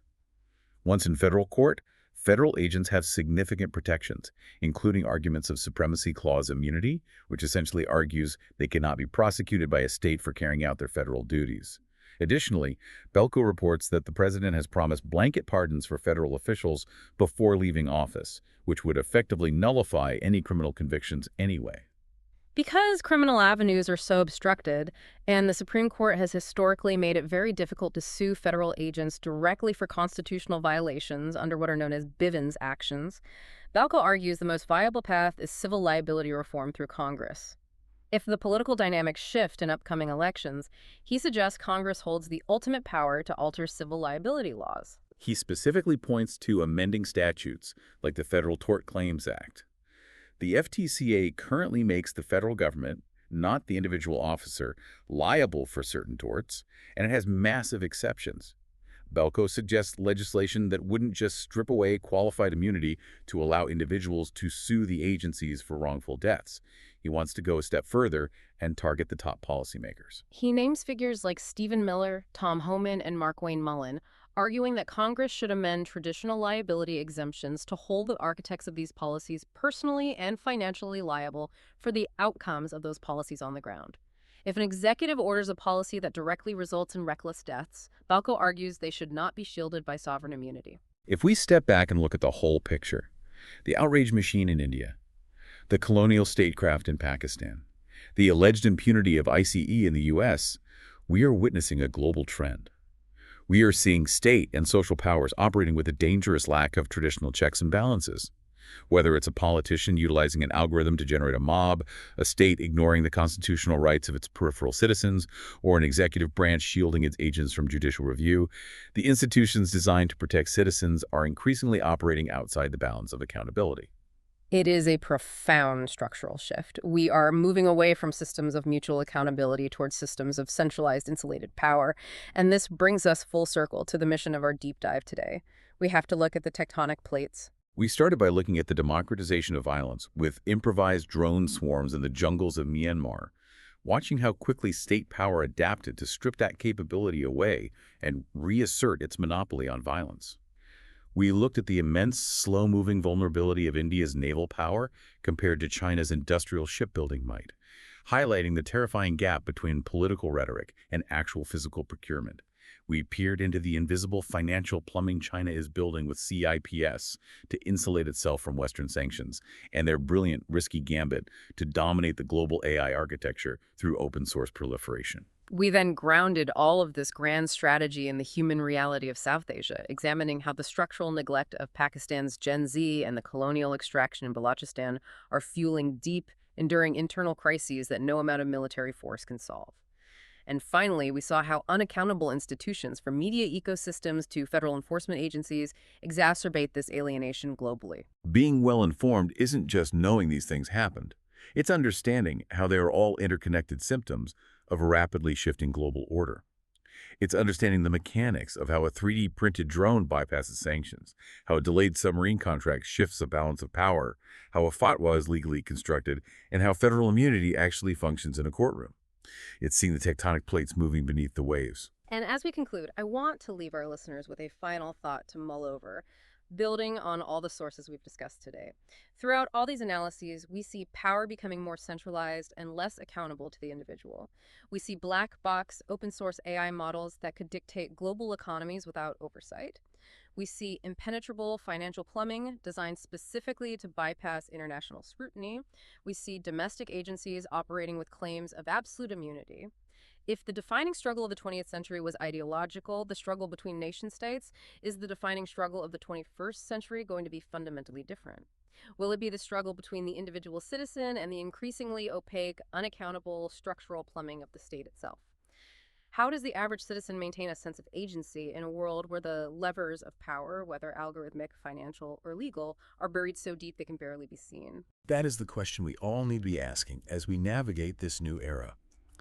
Thank you so much for joining us on this deep dive. We really appreciate you taking the time to look past the breaking news and truly try to understand the mechanics behind the events shaping our world. Keep your eyes on the horizon, but never forget to check the tectonic plates beneath your feet. We'll catch you next time.